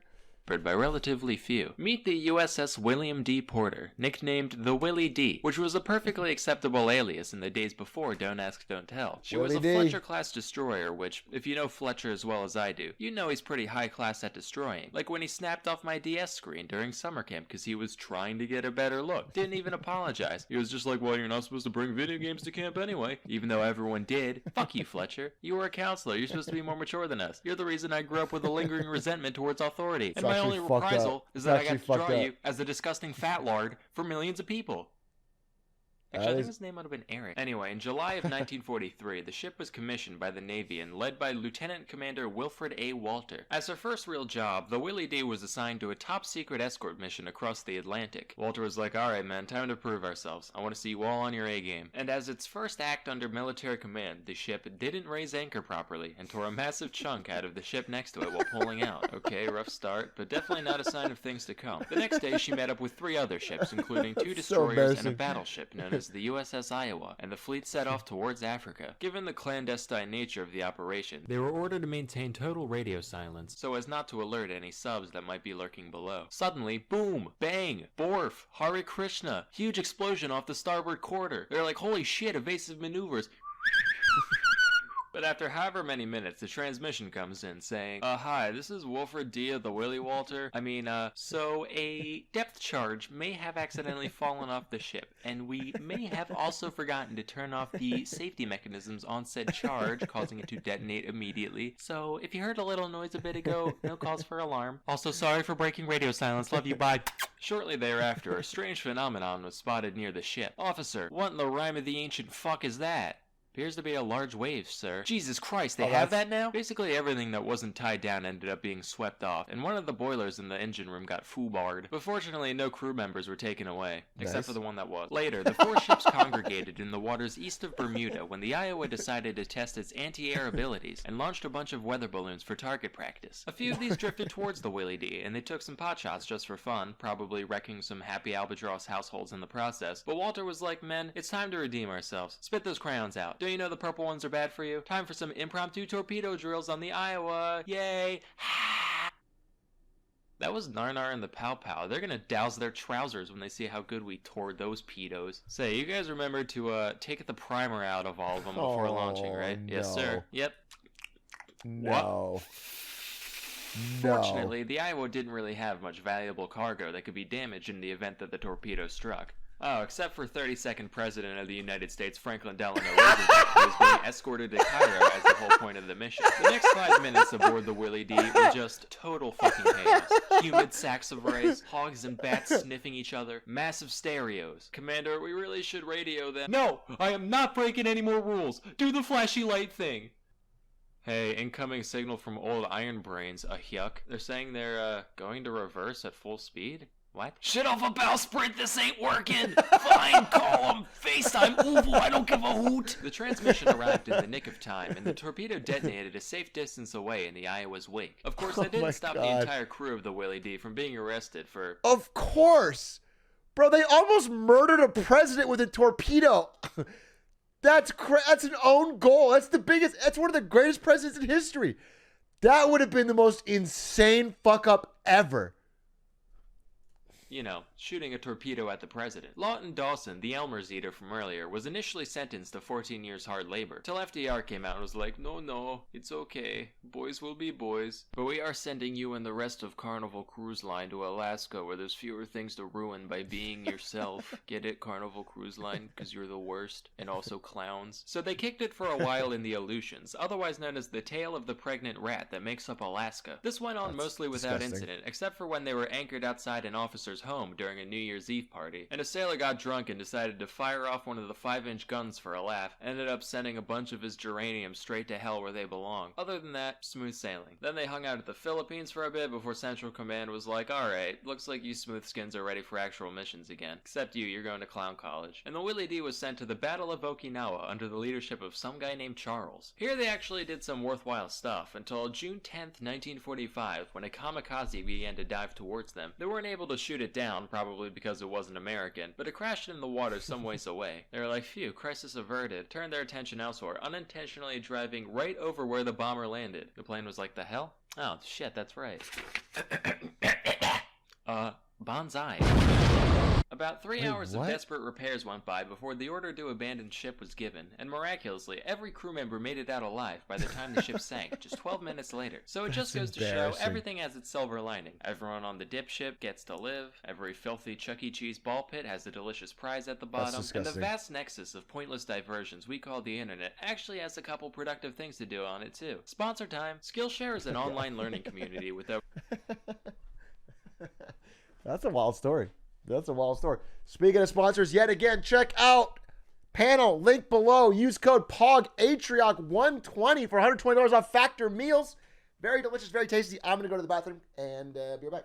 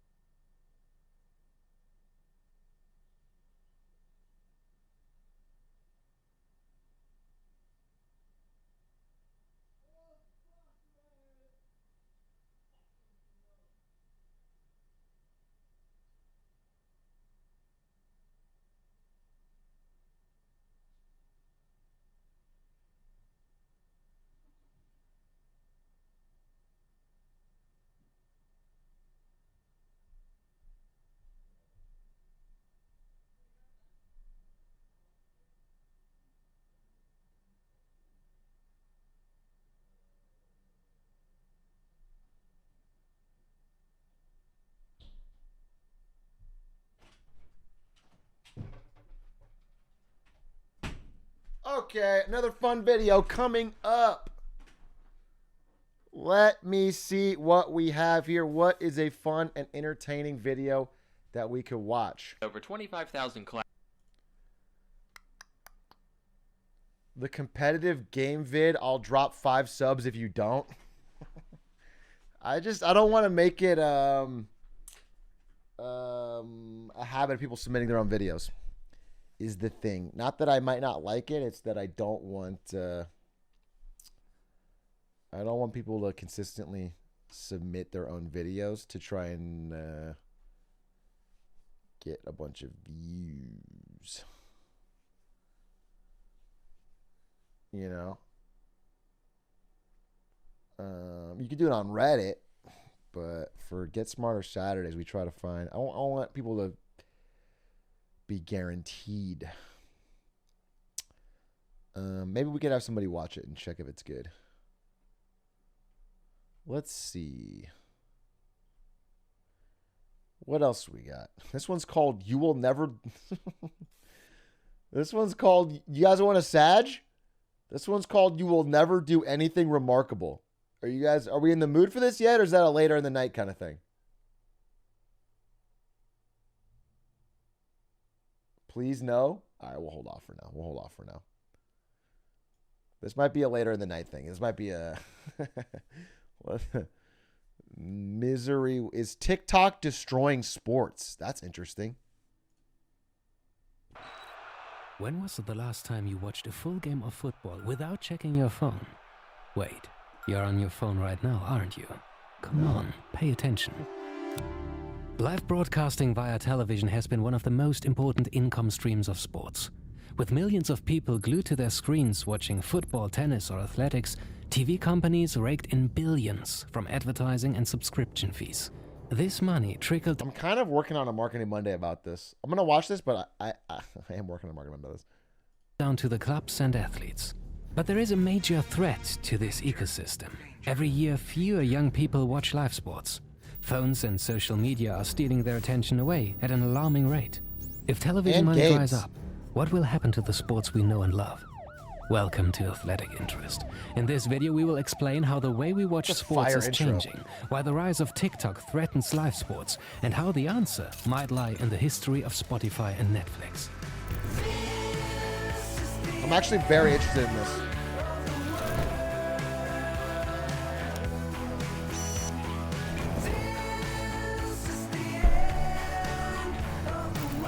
They might talk about this, but I want to say, you know, one thing that'll kind of naturally self-correct is as the cable companies lose their fucking iron grip on the rights to all this stuff, and Amazon and Hulu and more places started buying it, you'll be able to watch this stuff more easily on your phone ideally like with chat and more social experiences. And that's going to make it a lot more... Right now, there's a problem where like it's locked into these paywalled cable. People are watching less cable because the business model sucks, but they would watch more sports if it was easy and digital and online and available. So...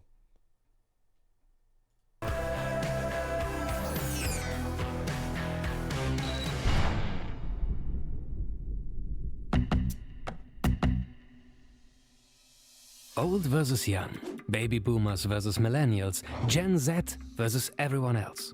This civil war is essentially based on the older generation thinking their younger counterparts are lazy and entitled, while the younger generations see the baby boomers as selfish and out of touch. And now Gen Z, alongside their millennial allies, are launching an attack on one of the most sacred aspects of boomer culture, live sports. It is a slight exaggeration to classify live sport as something exclusively enjoyed by the older generations. But the statistics do paint an interesting picture. Around half of young US sports fans prefer highlights over live games. Most fans over 50 like the traditional live experience better. Even the world's most popular sport, football, is noticing this generational divide. Most young fans prefer to watch clips of goals on social media over longer broadcasts. Damn. For them, live TV is a thing of the past. In the words of Juventus chairman Andrea Agnelli, "I have the privilege of having 5 kids, but I don't think one of them has ever sat next to me for 90 minutes when I was watching the game." In reality, no sport is safe. Almost half of people aged 13 to 23 have no interest in any sport whatsoever. Even if you manage to find a young sports fan, statistically, they will have a greater interest in esports than the traditional game. Ooh, that makes me so happy. Just as someone who believed this, you know, when I was fucking that young. And at that time, nobody else did. And now it's fucking commonplace. But I just am really, really, really, I've always been, you know, I think I'm less now actually than I ever was. But I used to be a real fiery, passionate esports guy. Like, esports is going to take over. Esports is big. Believe in esports. So how worried should we be about the decline in interest of live games? Well, if you like football, you might find this next part a bit disturbing. In the 90s, technology for broadcasting live football started to improve, and the industry took off. Almost overnight, billions were pumped into football clubs. These clubs have since invested in players, stadiums, training grounds, scouting and marketing campaigns. They accumulated billions in debt under the assumption that broadcasting revenue would cover the costs. Most top clubs get around 40% of their revenue from television. For many, the share is even more significant, for example Roma or Everton. But all good things must come to an end. Most experts agree that broadcasting revenues peaked in 2018. Even potential growth markets, such as China, are starting to crumble. In 2020, the Premier League terminated a lucrative £500 million contract with a Chinese streaming service when the company failed to make payments. French football narrowly escaped collapse in 2020 after the breakdown of their TV rights deal with MediaPro. Despite this scare, the league entered a new deal with Amazon for significantly less money. If sports like football have any hope of engaging new fans, they need to understand. The tech companies are now swooping in, and they're starting to buy up the rights to these contracts as the cable companies become unable to pay the big things they used to pay. They're starting to bit by bit capture some of the sports rights. And why young people are turning off the TV.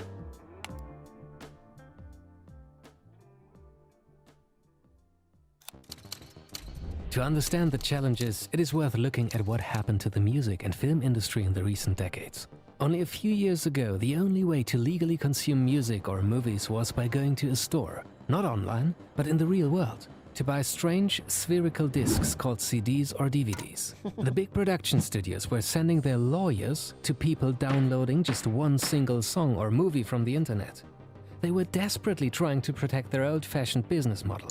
Enter Spotify and Netflix, who decided that people might enjoy music or movies online whenever they feel like it. Industry experts dismissed the services as a fad, but there was no turning back. The music and film industries were disrupted. Fast forward to 2021. Streaming services dominate music consumption. and Netflix has outgrown I fucking love these I'm sorry to interrupt here. I love these graphics. I really want to get graphics like these for Marketing Monday. At least the YouTube videos. I think it makes it a lot more compelling to watch. Like, I think I can talk about stuff like this, but it looks cool. I like these graphics a lot. I think they're just super sick. Traditional Hollywood. I want to find, like, if somebody's really good at something like this, I would love to pay you money to make graphics for Marketing Mondays. To become one of the largest media companies on the planet.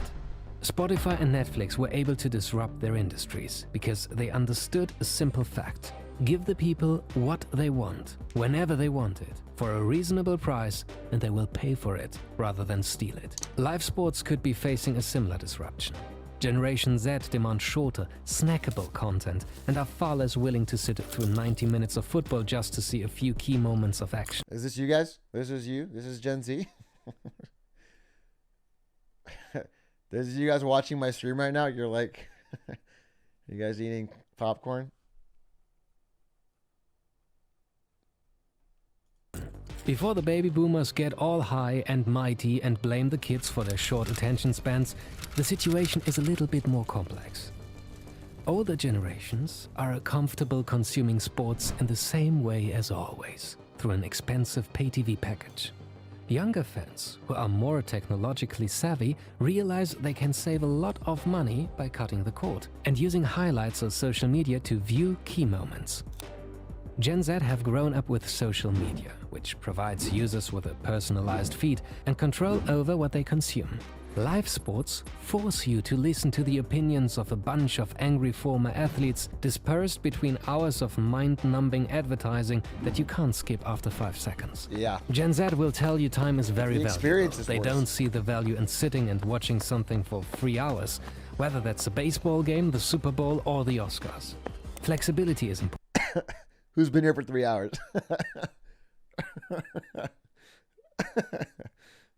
Some of you gotta be here for 3 hours, bro.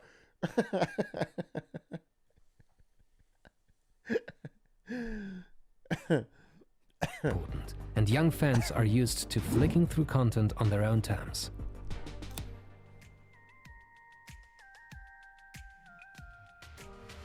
The NBA is already working hard to engage the Gen Z fan. Understanding the need for flexibility and desire to view the main action, the NBA offers The head of marketing at the NBA used to be the head of marketing at Twitch.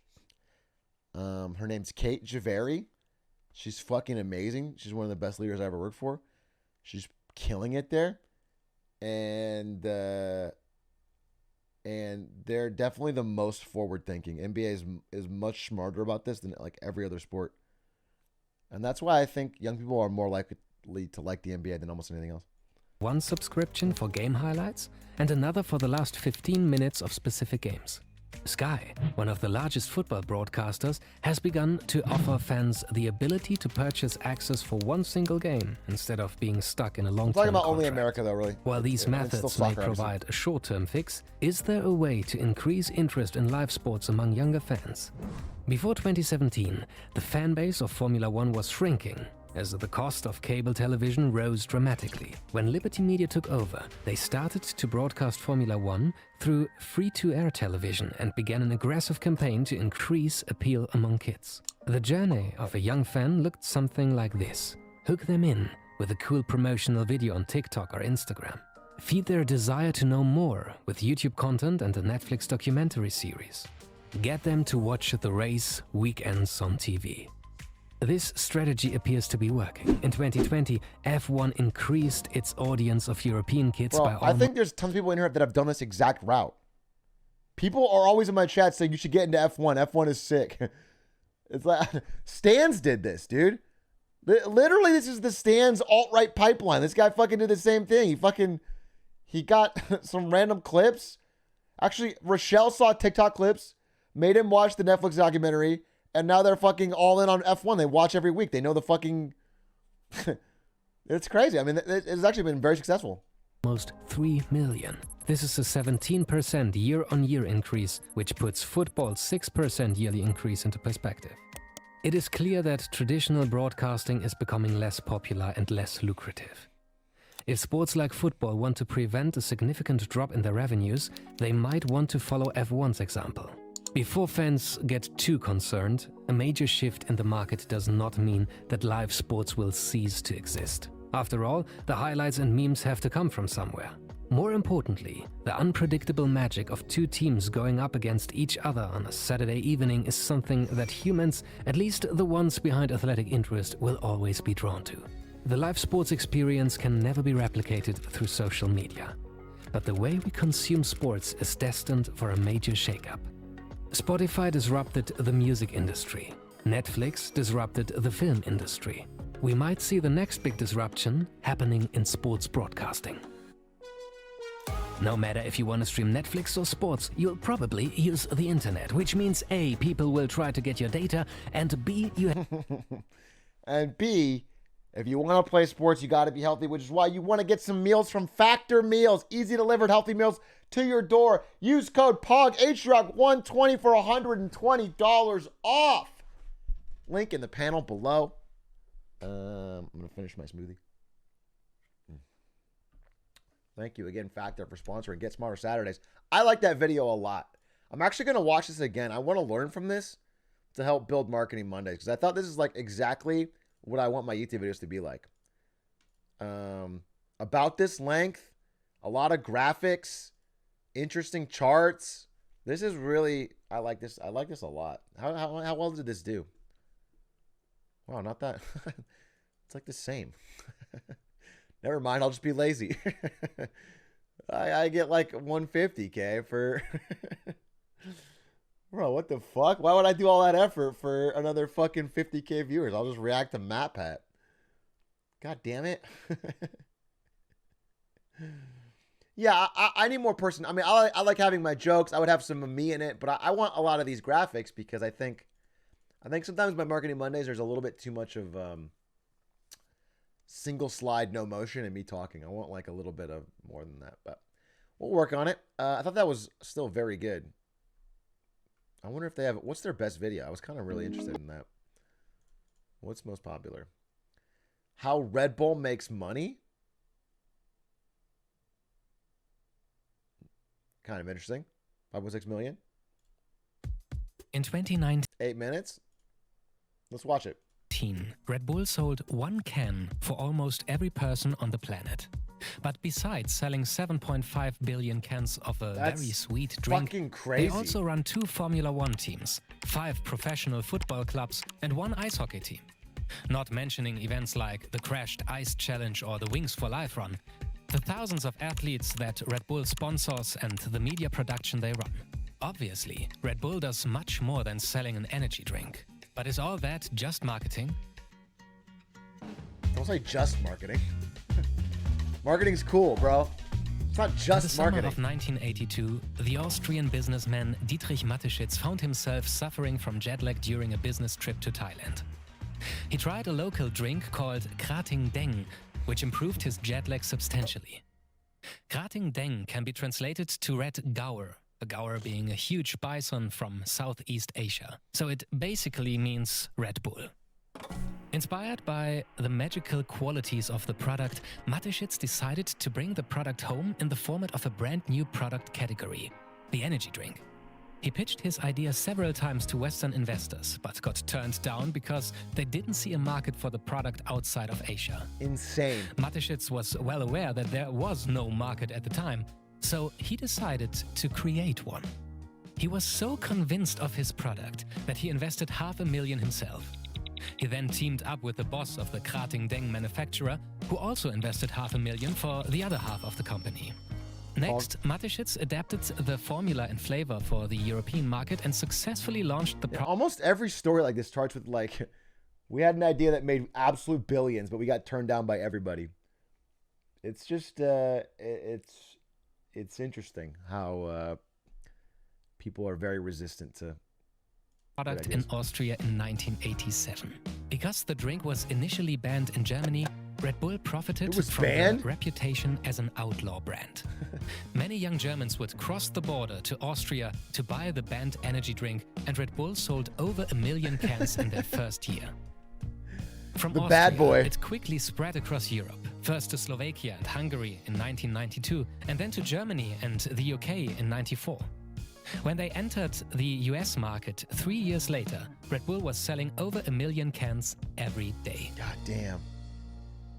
Soft drink giants like Coke and Pepsi could benefit from deeper pockets, but they underestimated the strategic intent of Mateschitz and the upcoming brand. He created a new species of corporation that focuses only on the downstream activities of the value chain while outsourcing operations such as production and logistics. That means that Red Bull itself is actually not producing the drink. Production and filling of the cans is completely outsourced, so Red Bull can fully commit its resources to selling the drink. Looking I didn't know at the that. profit I knew that. I've talked about that before. that pays off. One of Red Bull's secrets to success is that they can charge a much higher price than their competitors. Red Bull makes each can for approximately 9 cents. The Perceived suggested value, retail perhaps? price for a can is $3.59. The biggest customers like Walmart and big grocery stores pay between $44 and $48 per case of 24 cans. That means $1.87 per can, which is more than 20 times the cost of production. Nice to create margin. a market for his product, Mateschitz first focused on the club scene. It's really hard to imagine a student party without several packs of Red Bull on hand, since the company actively made use of student brand managers. Brand managers were popular university students encouraged to promote Red Bull on university campuses and to throw parties at different locations, supplied entirely by Red Bull. Volkswagen Beetles with... It's weird, I never saw any at in my dorm room alone playing League of Legends. So how do I know this is true? This never crossed my path when I was out there being a socialite, playing League of Legends alone till 2 a.m. and then till 6 a.m. and then till 8 a.m. and then till noon and then falling asleep. Larger-than-life Red Bull cans strapped to their backs showed up at beaches, at colleges, gyms, and even office buildings with free samples. Bartenders quickly learned that this new drink was a money machine. It is likely that you have at least once tasted a Red Bull mixed with vodka or Jäger, since the mixes became two of the most popular Red Bull and drinks in vodka bars was everywhere. definitely popular. Soon, the beverage was sold at nightclubs and festivals around the world, creating a competitive advantage for the Austrian brand. But this was only the beginning of the Red Bull marketing machine. Through sponsorship and ownership of sports teams, Red Bull continuously engages with the customer in a deeper way than traditional advertising ever could. This allows its customers to feel active and... I like this. I wonder if they did this or this is marketing material. I like the idea of the can being in color or everything else is in black and white. You could imagine like a esports star holding a GPU and the GPU is glowing green and it's colored and everything else is black and white. This could be cool. Interesting. Intense by drinking from a can that bears the same logo as a Formula One car, a skateboard, and a record-breaking parachute. Just for Instead like a of sober website. Not like a storytelling, fucking cool Red Bull campaign, but like for a employs website story marketing material. performing. They Or a don't PR do image. conventional marketing or try to look for stories to be associated with. They create their own stories and produce the content with their own media house. That means they hold the rights to all pictures of their events. With social media, this results in viral communication effects that drastically improve the return on marketing. The ultimate example for Red Bull's story performing was Felix Baumgartner jumping from space in 2012. The project cost Red Bull an impressive $50 million, but some experts estimated the global reporting about the event to be worth approximately $6 billion. So it was probably worth it. Both sponsoring extreme sporting events like this and selling products with an edge enables Red Bull to remain the market leader in its category. In 2019, they sold 7.5 billion cans, which helped create a revenue of over $6 billion. To reach that much revenue, they spent almost a third on marketing. But despite the huge marketing budget, the revenue growth of Red Bull slowed down since 2012. The company is depending almost completely on one product only, the energy drink. This limits its growth and can eventually become a big risk, especially with a growing awareness for health and nutrition. The focus on a product that causes obesity, insomnia, and diabetes. Sometimes you run into might macro backfire trends eventually. like Investments in sport teams and media production are there. You know, like even if you were the best cereal marketer, breakfast cereal, people are just eating less cereal, you know? If there's an overall trend against your product, it doesn't matter how good you're doing. Or it's like if you were the best travel agent marketer or DVD marketer, you know what I'm saying? It doesn't matter how well you sell it. You could get market share from your opponents, but it doesn't, your whole category is dying. Therefore, not only marketing activities, but the attempt to diversify and create additional value chains next to the can business. To implement sport as a business, Red Bull takes advantage of a fully integrated entertainment and media value chain that ranges from media production to team ownerships, broadcasting arrangements, and contract management. One example how that strategy can work are Red Bull's football teams. Owning more than one club gives them the opportunity to use synergies, for example, when developing talent. A player can potentially start his career in Brazil, move to Europe to play in the smaller Austrian league for Salzburg, and eventually join Red Bull Leipzig when he is ready to play in the Champions League. Would they straight up own the teams? They're not sponsors, they own the teams? The team is the Red Bull that's wow. I didn't know that. That's kind of crazy. Interesting. I never even thought of that. It didn't even cross my mind. That's so interesting.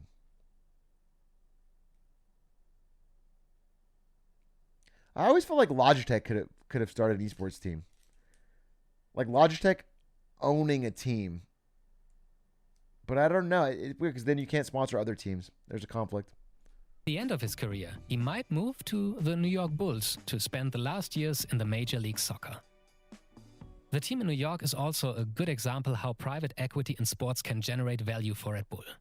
They purchased the team for an estimated $25 million in 2006. According to Forbes, the team is now worth $290 million. Pog. So Red Bull was able to tenfold their investment. And with the US soccer market on the rise, the price for a franchise in New York City will most likely soar in the future.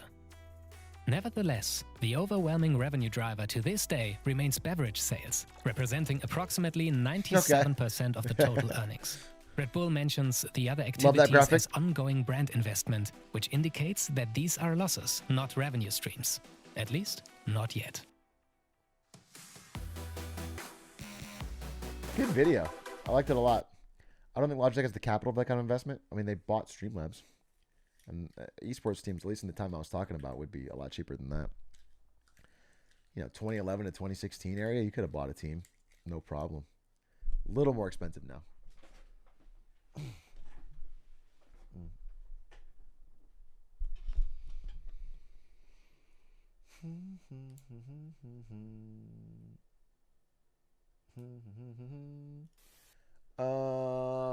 Hey, what do you guys think about delicious meals delivered to your door regularly for a lot cheaper than ordering food from DoorDash and Uber Eats? Doesn't that sound good? If I were interested in doing that, I'd probably go to the panel in the link below, or go to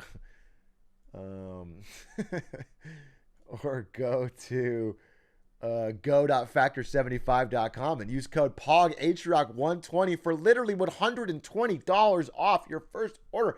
Could give it a shot. Get a bunch of smoothies. Get some blackened salmon. Get some chicken. Get some tenderloin pork. They have all varieties of meals, including if you did want vegetarian or non-meat options. I picked the meat options because that's what I like, but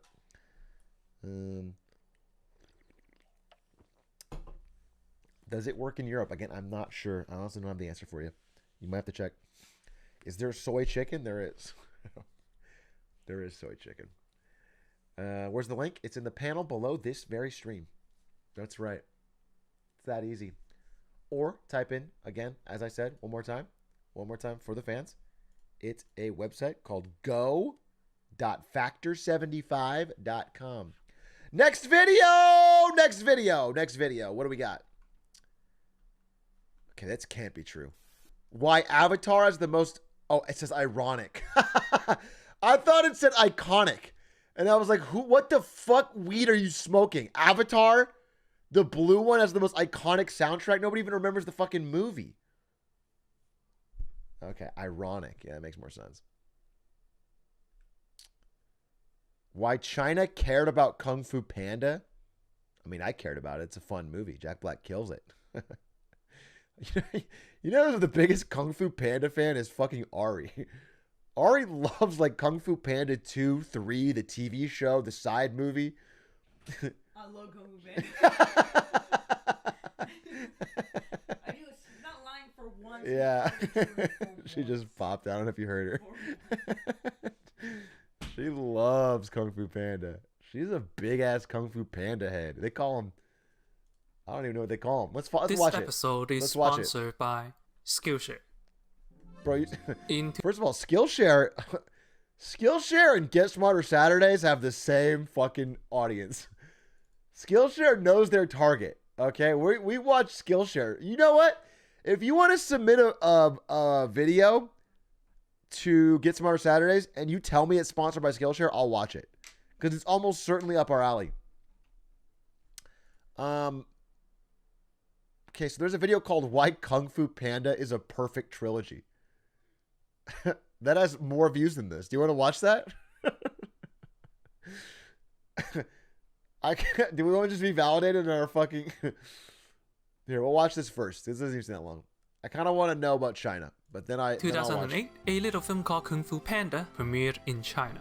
Beautiful Chinese setting, lovable characters, kick-ass action, and a genuinely well-written story. It knocked everyone's socks off. As the trivia goes, China was so impressed by its representation of Chinese culture, it sparked a debate among netizens and government officials on why hadn't China produced something like this.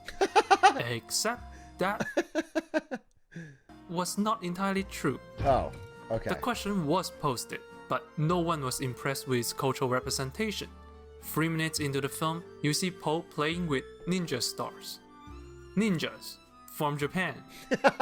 This is not a culturally accurate film. No one in China think it is. Bro, it's like watching my stream, dude. I bounce around from Shinobi to fucking 1,000-Year Dynasty, Sun Tzu. You know, it's all, you know, it's the heart's in the right place, but I think I've overlapped some stuff.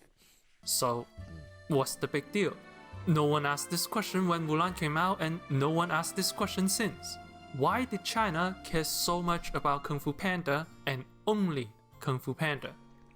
It's not a question with a definitive answer, but I do have my interpretation. I think the reason is because this film loves China more than China loves itself. Wow. Interesting. Let's hear about that. Kung Fu Panda tells the story of Po, a clumsy fat panda with a passion for the Kung Fu superstars, the Furious Five. Monkey, mantis, crane, viper, tigress. Dude's a simp is what I mean.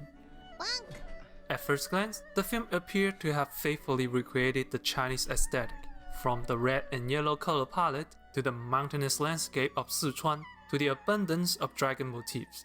Impressive. But the amount of dragons is also one of the many reasons this film looks Chinese to everyone except to Chinese people. If you take a look at Chinese movies, you quickly realize that dragons are actually pretty rare. Even in the most glamorous of productions, dragon decors are used sparingly. That's because in China, the significance of dragons is beyond decorative. Chinese dragons are sacred beasts. Throughout the late dynastic period, the yellow dragon with 5 digits represents royalty and is used exclusively by the emperor. Yes, it has to be yellow and has to have 5 fingers. It's pedantic, but that's the level of respect it demands. This is why you don't see dragons carved into every pillar. Dragons have to be special. Because of this, this film doesn't remind me of China, it reminds me of Chinatown.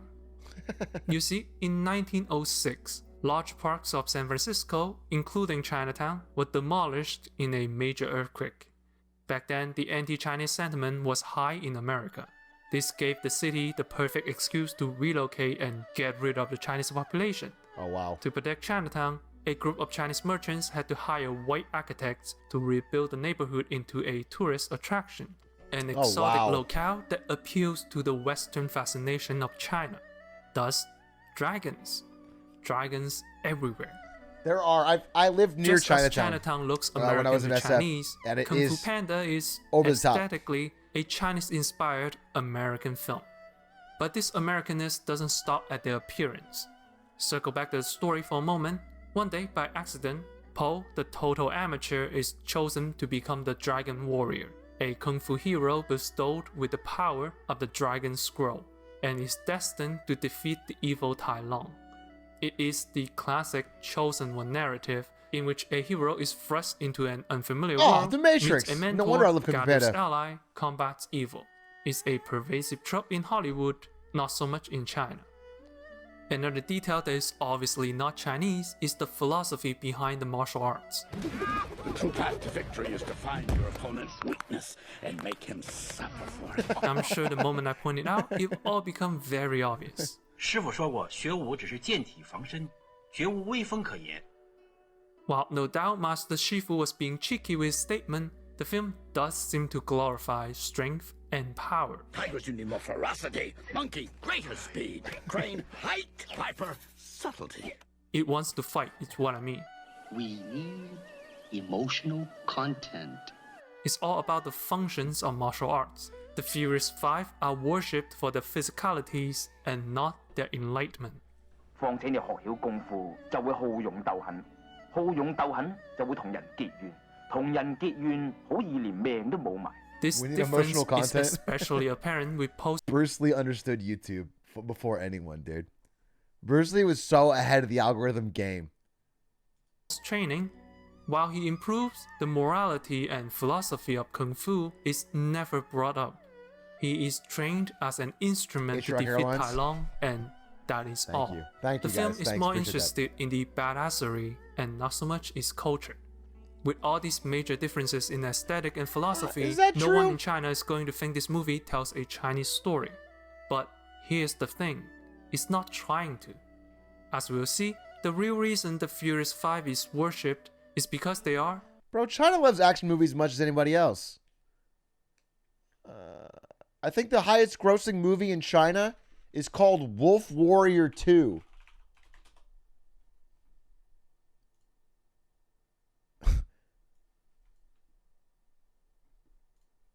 And it's about this badass Chinese dude who fucking beats the shit out of a white soldier. You know what I'm saying? Like, it's this movie's done huge numbies. In fact, this guy, let me show you.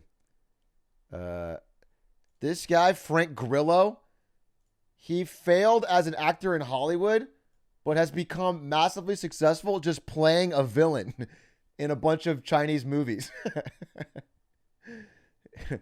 he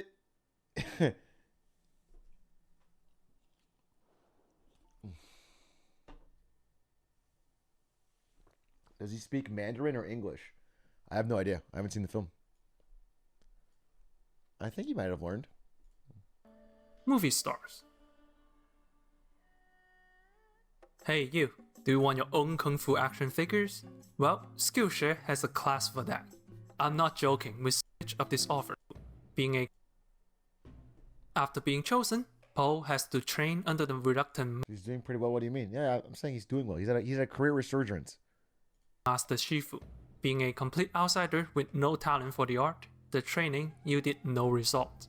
Desperate and with the evil Tai Long approaching, in a flash of inspiration, Master Shifu realizes that to train an unorthodox fighter, he must use an unorthodox method, with food.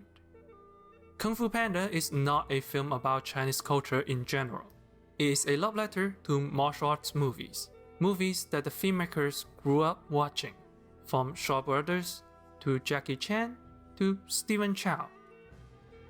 Po is a big fan of the Furious Five because the filmmakers are a big fan of Jackie Chan. In other words, Kung Fu Panda is about an American kid growing up admiring Chinese Kung Fu stars. I love Kung Fu! And despite being an outsider with no talent in martial arts, he chooses to make his own Kung Fu movie using unorthodox methods. Animation. Suddenly, everything falls into place. it makes sense that the movie feels Chinese American. Has there ever been a great kung fu game? I'm just now realizing. Like, I'm thinking about Sekiro, but without the blade. Is there any game where you get to feel like you become a badass?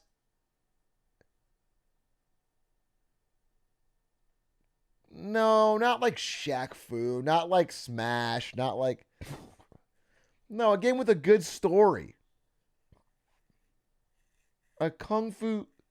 The Kung Fu Panda game on Xbox. Okay. Sifu? What is Sifu? Sifu game. Is this out? This looks good. Sifu's stunning martial arts combat will appeal to a generation of Kung Fu fans? When does this release? Not out yet? Wait, didn't we watch a trailer for this and I didn't get the... This looks...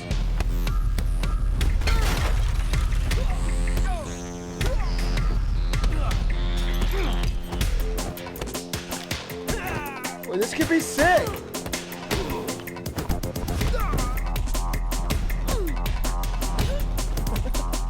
Damn, you really...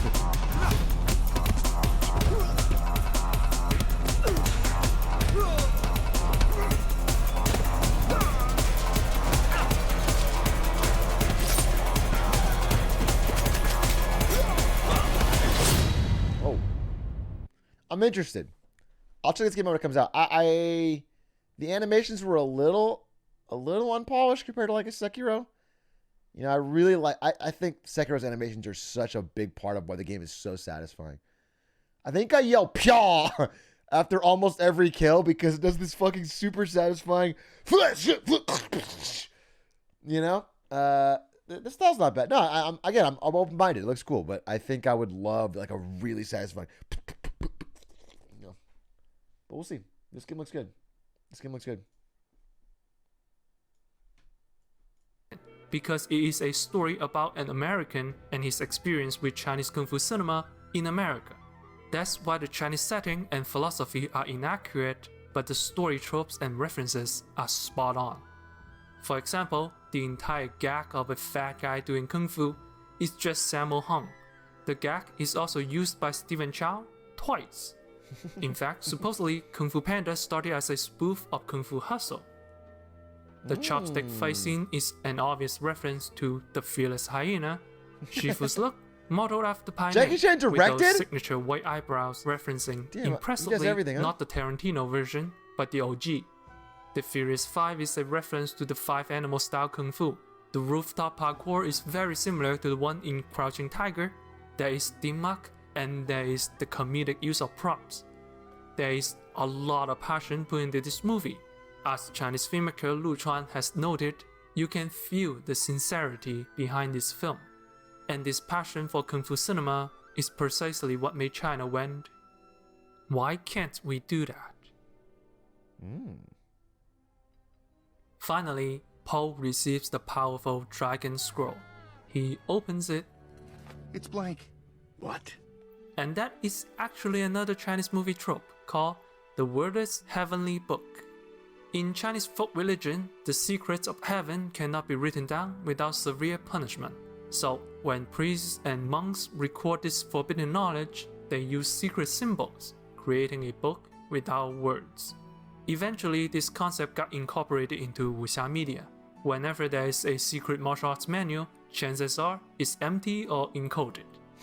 Now, if this is a Chinese movie, the empty scroll would likely reference a Chinese trope.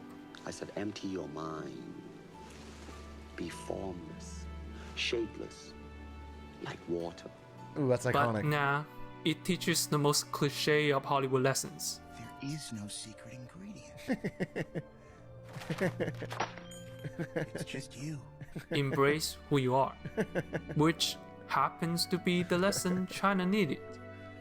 Since the 2000s, Chinese films no longer dominated the Asian market. Close by, Korean cinema was on the rise, and internationally, Hollywood films were reaching scales no one else can reach.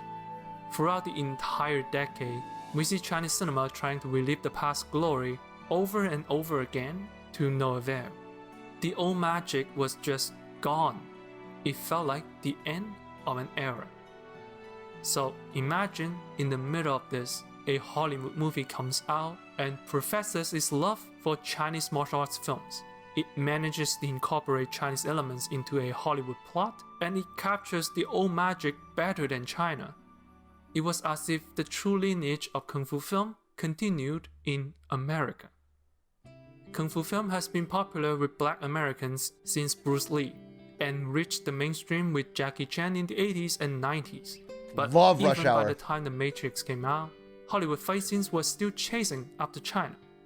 But then comes Kung Fu Panda, a movie featuring a Chinese mascot animal and Chinese martial arts. And it's a bigger and better Kung Fu movie than most Chinese films from the past 10 years. It loves Chinese cinema so much they continued its legacy, a legacy that China, at the time, didn't seem to care enough to continue. Okay, but that movie was bad though. This is why China cared so much about Kung Fu Panda. Okay, the Karate Kid with Will Smith's kid, that set it back. America made some progress. Not a classic. No, it's not a classic. I watched it. I did not. It's not good. No, I'm not wrong. No, it's not. No, it wasn't good.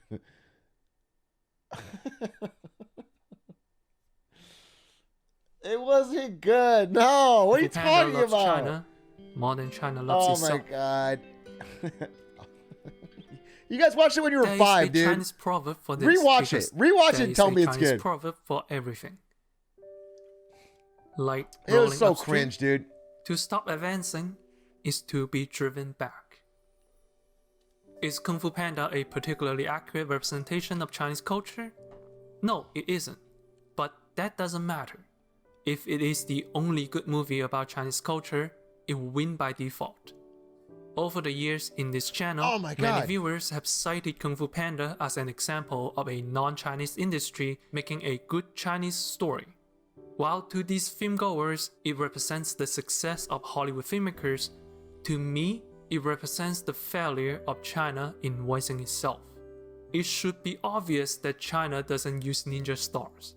It should be obvious that China doesn't plaster dragons all over the place. But since Chinese cinema kept failing at representing itself, people outside of China have no reference point. Luckily, Chinese animation is doing much better these days. It's gaining traction on the international stage. Who made Wish Dragon with Jimmy Wong? It's more confident about its own culture than Was ever. Wish Dragon made in China? I guess lesson learned. There is no secret You made ingredient. it? Hey, Jimmy's in The chat! only way to be Was Wish Dragon made in China? Let's find out. I liked Wish Dragon a lot. Produced by Jackie Chan, Pog. I think it's so crazy that Jimmy wasn't just in this movie, he was like the lead. He's like 80% of the dialogue. It's actually so sick. You know, this is like the second or third highest watched movie on Netflix last year. That's crazy. Like hundreds of millions of people watched that. I gifted you 5, you fucker, and you were too busy to recognize me. Yeah, I don't give special treatment to celebrities, Jimmy Wong. Okay? I don't give special treatment. All right? You don't get to the front of the fucking line just because you got a big fucking movie. Oh, good for you. All right, get the fuck over yourself. I'm ignoring every sub. Thank you for this. Thank you. Thank you for the fucking. Can you introduce me to Jimmy O Yang? I think he's very funny, you know? I'd like to get him on the broadcast. I represent the people. No, I thought the movie was great. I thought you were super good. I'm just really impressed. It's awesome. I don't know if it was made in China. That's what I wanted to figure out. I don't think it was. No, Sony. Got it. Oh, Tinted Pictures. Wait a minute. Maybe it was like a collaborative thing. It was released in China first. Oh, maybe it was. Interesting. Well, I may never know. I want to see why Kung Fu Panda is a perfect trilogy. This video is brought to you by Privacy.com. Too long. 33 minutes? 33 minutes? Bro, Bro, you all... Wait a minute. I see this guy's fucking game. This guy just picks movies that everyone loves from their childhood and says they're perfect, so everyone watches them. I see your fucking game. How to Train Your Dragon is a perfect trilogy? VIP Jimmy? All right. You're fine. VIP JF Wong. Let me see what your fucking game is.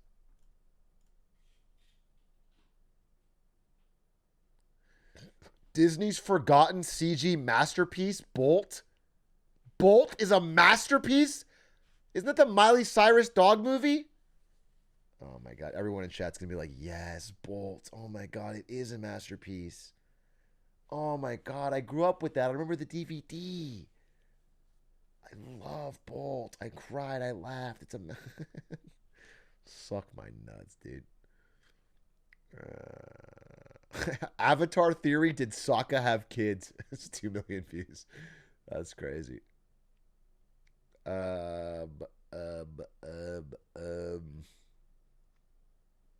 Interesting.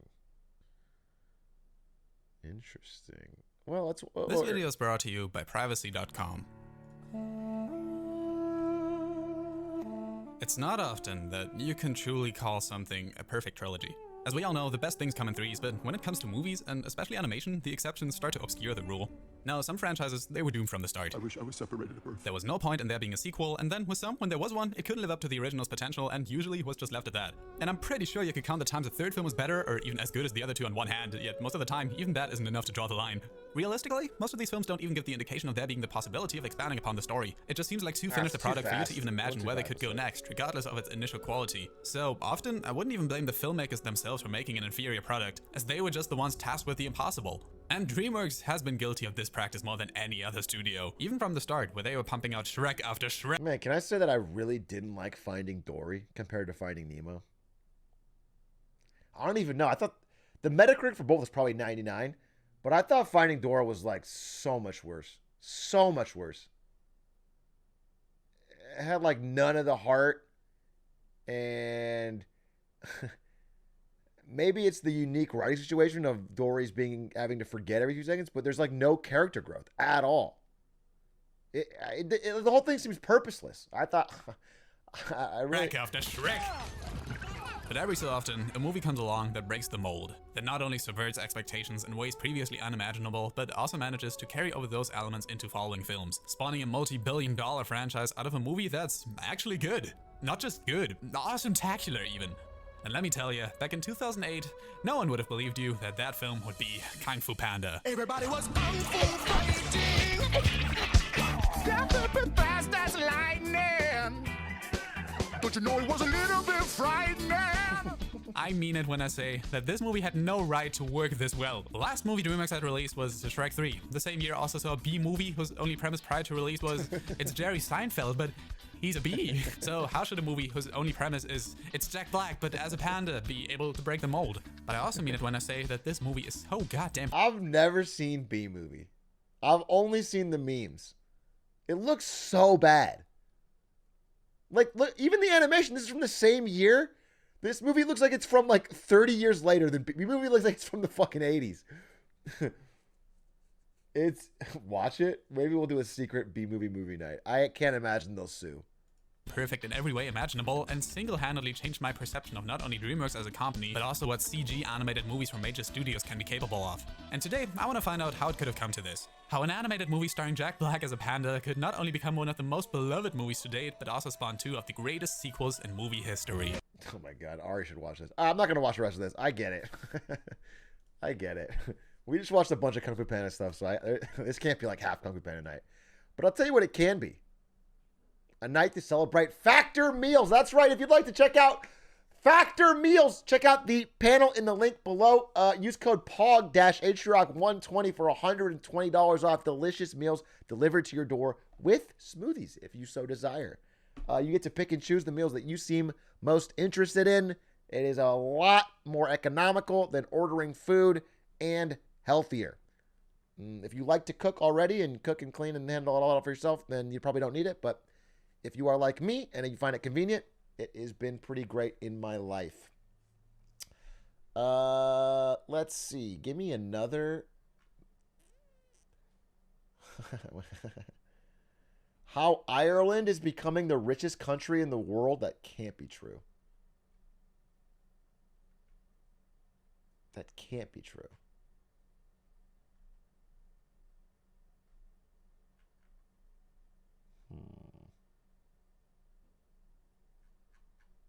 That's a clickbait.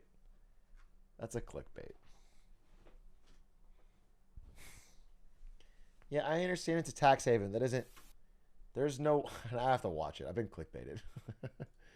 I've been clickbaited. If you were to take a look at the wealthiest citizens in the world in the 1980s, you would have seen that the tax havens like Monaco, Switzerland, and Luxembourg are at the top of the list, while some economic powers like the United States and Germany would be at around the 13th to 14th richest. And all the way down at number 28, past countries like Greenland, New Caledonia, and Andorra, would be the country of Ireland. But today, that list looks a little bit different, as Ireland now has the 4th largest GDP per capita in the world, and of the countries with over 3 million... It's probably due to all the ticket sales of Avatar.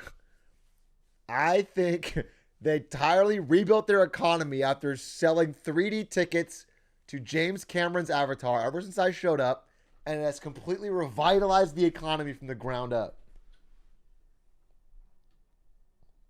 In people, Ireland is second behind only Singapore. But it wasn't always like this. You see, Ireland just 100 years ago was considered by some to be a third world country. I mean, in the 1920s, greater than 90% of Ireland's economy came from agriculture, and most of its working population was composed of poor farmers. And after Ireland gained its independence in 1922, it only had one trading partner, which was the UK, and virtually all of Ireland's exports were beef and dairy. Now, during this time, Ireland was falling behind the rest of the world in regards to its economy and technology. So it decided to try some new economic policies. You see, the Irish saw that during the Great Depression, the countries that were being hit the hardest were the ones with a free market. Meanwhile, countries under communism, such as China and the Soviet Union, were actually experiencing some economic and industrial growth during that time. So the statesman Eamon de Valera decided to take some ideas from the Western world and some ideas from the communist regimes. That's why Ireland soon nationalized and monopolized a large portion of its economy. It banned most foreign trade and investment, and put high tariffs on virtually all goods from other countries. Now, these policies were supposed to help make the country self-sufficient and rapidly industrialize the nation, but that is not what happened. You see, the first thing that occurred after these economic policies were put into place was that the Irish began leaving the country at faster rates than they were before. In fact, from 1840 to 1950, the population of Ireland went from 8 million people all the way down to 4 million people. Holy shit! Although I should mention that the potato famine of 1845 played a major role in this as well. The entire nation of Ireland is as big as like one city in America, and half of them left? That's wild. I did not know that at all. Now, the second thing that happened was you literally got Thanos snapped. Irish policymakers ran into a problem. You see, in order for a country to become industrialized, they need all of the resources required to build things like factories, ports, and modern buildings. Now, for large countries with tons of resources like Russia and China, that was not much of a problem. But for a country like Ireland, which is 0.49% the size of Russia and 0.88% the size of China, this would prove to be troublesome for the small European nation. And even if Ireland were to be abundant in all of the required resources, it would have been very difficult to build an industry around each one of those resources because Ireland's population was small, and it was actually less than some cities like New York and London. Now, one interesting note is that because the Irish were going through some tough times, the country was actually one of the very few nations in the world to stay neutral during World War II. Anyways, over the next several decades, the nationalistic economic policies would prove to be disastrous for the Irish economy, as there was very little economic or industrial growth during that time compared to the rest of the European world. So, as virtually all communist countries have done, they decided to change their economic policy.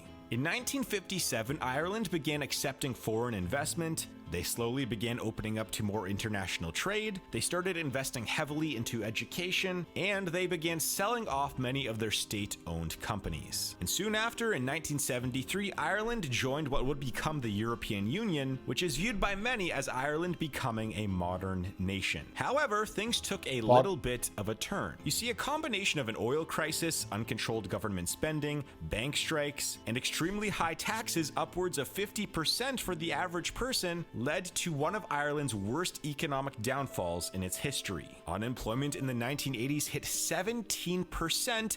That's similar levels to what countries are going through today during the lockdowns. Their infrastructure was also faltering as many parts of Ireland experienced power outages, and soon the country once again became an impoverished nation when it was nicknamed the Sick Man of Europe. In fact, the economy in the 1980s became so bad that the Irish government decided to do something that would seem extremely radical to today's politicians. They came up with an idea called the Talit strategy, where all of the political parties came together to make quick and sweeping economic reforms that would provide immediate and long-term benefits for the country. And the reforms during this time would change the country's trajectory forever. The government cut down its borrowing of money, it cut taxes, tied wages to economic growth, it actively started seeking out foreign investment, and expanded its private sector to levels that were seen throughout the rest of the European Union. These changes throughout the late 1980s and into the 90s became known as the Celtic Tiger, a period that is known as one of the greatest economic expansions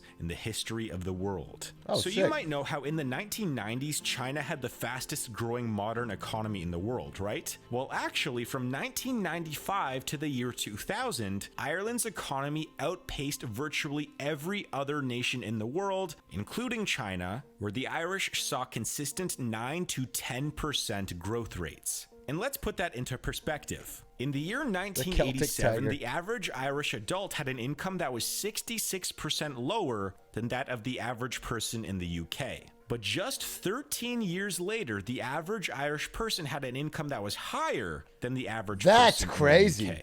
And arguably the biggest reason why Ireland became such a wealthy nation during that time was because of the growth of both domestic and international corporations. Who's Irish in my chat?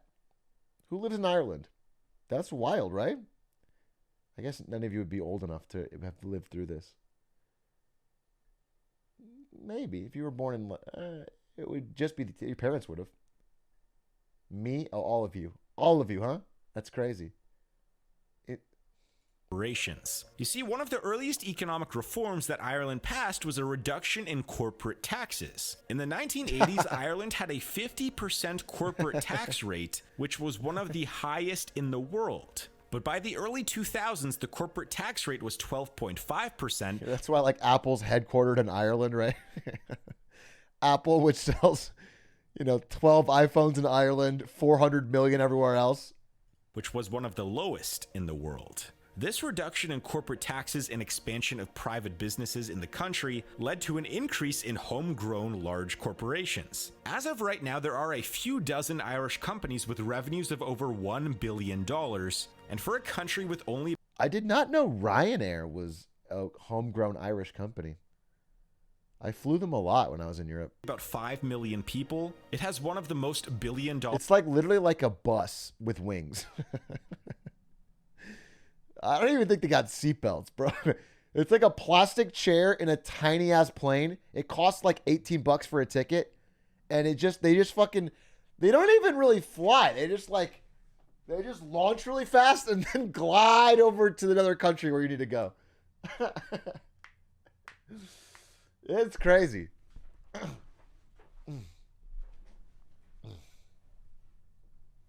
Homegrown companies per capita in the world. And with these companies' expansion throughout Europe and the rest of the world, Ireland's economy kept growing at high rates for most of the 2000s and the 2010s, except for the years of the financial crisis. But then, something weird happened. You see, Ireland in 2015 was already one of the 15 richest countries in the world. And then, this happened. They went What through the a year where they fuck? initially reported a 26.3% rise in GDP, which was later revised upwards to a higher number of 34.4%. That's unheard of. That's impossible. That year in 2015 single-handedly catapulted Is that when Ireland to Apple? amongst What the the top fuck is 5 this? richest countries in the world. They essentially experienced 5 to 7 years worth of good economic growth within 1 year. So that brings up the question, what happened? Well, remember how in the 1980s Ireland began cutting its corporate tax rate? Well, as it turns out, this caught the attention of many multinational corporations outside of Ireland. So companies with thousands to hundreds of thousands of employees opened up their international headquarters in Ireland over the next several decades. And the list of giant companies with headquarters in Ireland are too long to mention in this video. But the general rule is if they are a tech company and are worth more than $100 billion, then they probably have their international headquarters in Ireland. The best examples of big names are Apple, Facebook, and Google. And it's worth mentioning that the tax incentives are only one part of the reason why companies place their headquarters in Ireland. Because countries like Hungary, Macedonia, Bulgaria, Moldova, and Bosnia are all European countries with lower tax rates than Ireland. But because Ireland has a better infrastructure, better trade relations, and an educated workforce, Ireland has a leg up on a few key differentiators for multinational corporations. But anyways, the biggest impact from these corporations was Apple. I don't think By so. 2012, after years of I don't think gradual so. increases, Apple was funneling I don't think so, $35 billion baby. in profits per year into Ireland, which represented 20% of the country's GDP. But then virtually overnight in 2015, Apple shifted $300 billion worth of IP assets and tens of billions of dollars worth of profits over to their Ireland headquarters. So by Apple shifting most of their money over to Ireland, it single-handedly made Ireland's growth rate go from a number that would be likely around the 6 to 10% range, all the way to the 25 to 34% range. And one of the troubles with this is that that money does not end up in the hands of the Irish worker or the Irish government, as most of this money is not taxed. That's not really part of the Irish GDP.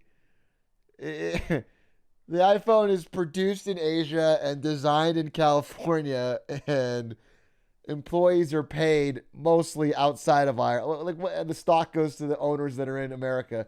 Like, how does that money reach anybody in Ireland? Or reinvested. I mean, right now, Apple has roughly $200 billion in the bank just sitting there and doing nothing. Although I should mention that this money is then used as essentially... Nvidia isn't worth over $100 billion? What the fuck are you talking about, bro? What the fuck are you talking about? What are you smoking? What reefer are you on, dude? It's the 11th most valuable company in the world. I'm sorry, 10th. Because there's Bitcoin in there. Collateral for the Irish banks, but that's a story for another time. So in a sense, Apple artificially pumped up the entire GDP per capita of Ireland by itself, and that event became known as leprechaun economics. And this is the aftermath. Ireland... Okay, that's...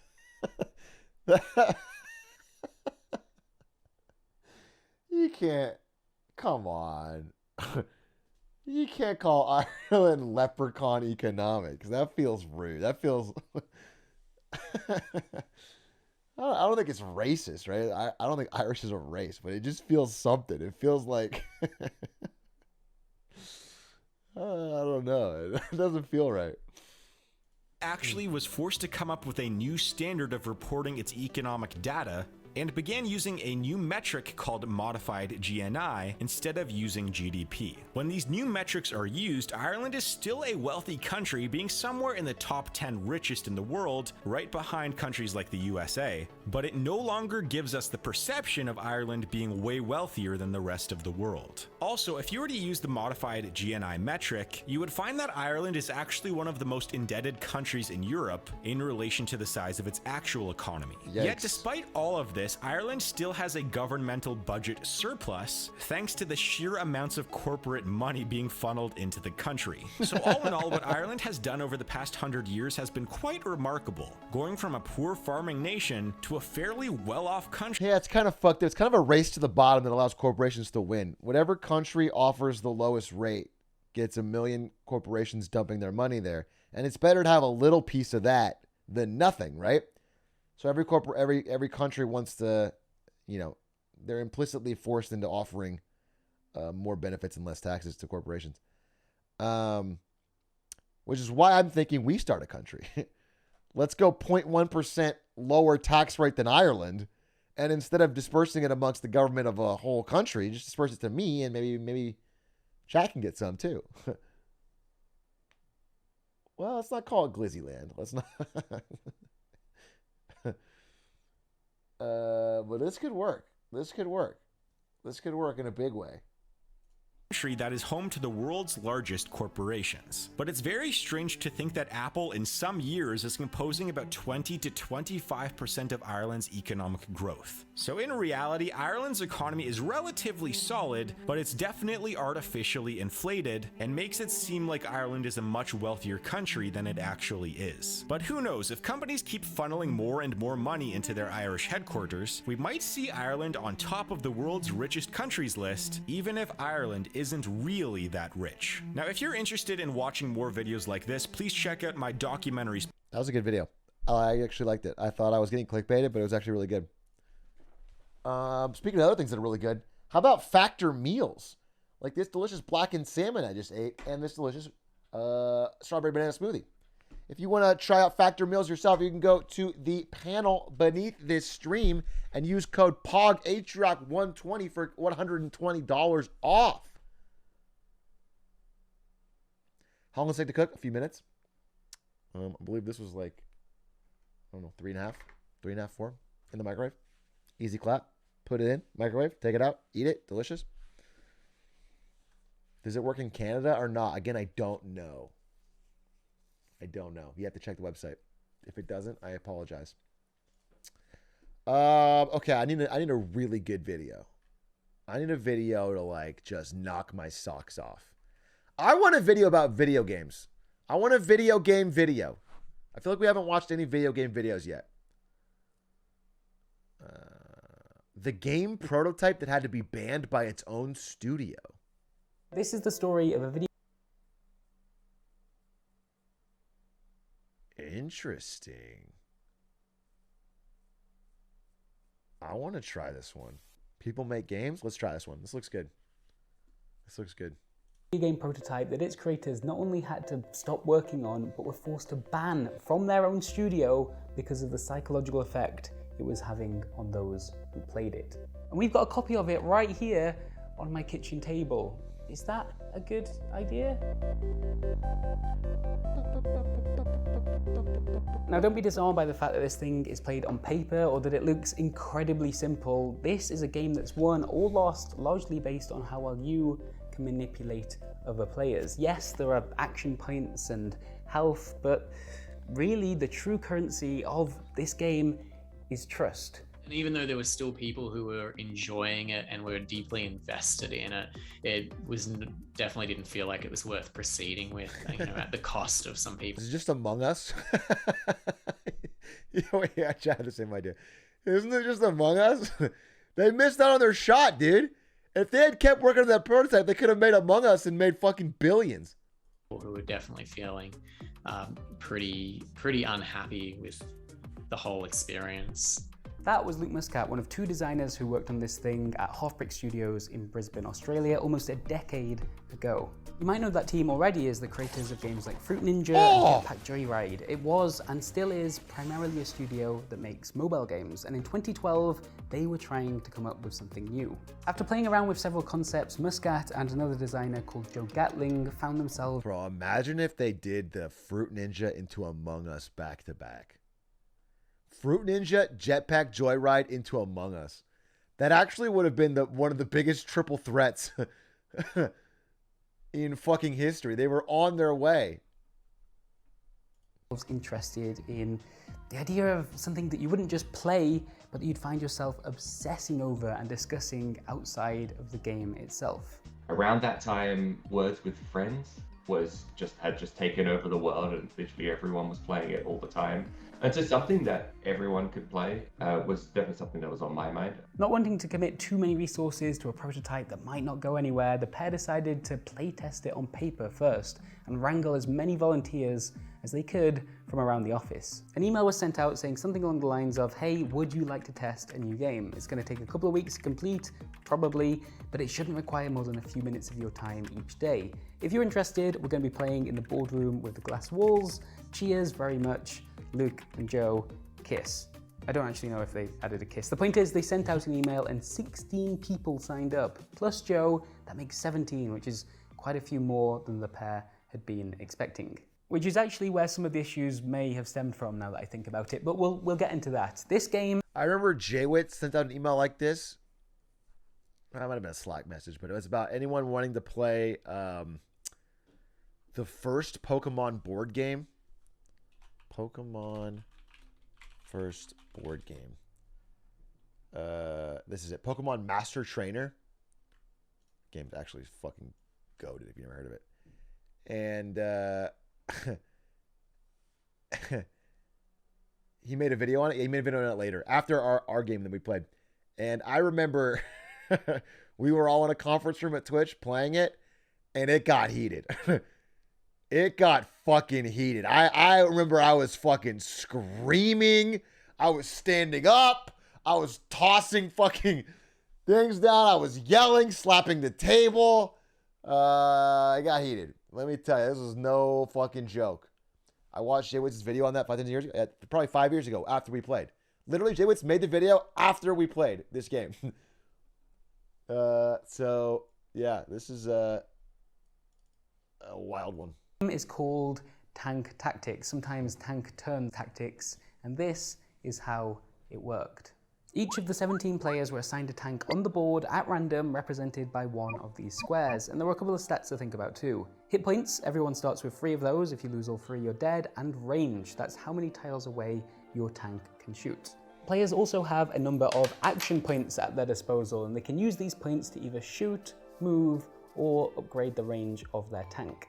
If you're close enough to another player and you do use an action point to shoot, you will hit them, and in doing so, remove exactly 1 of their hit points.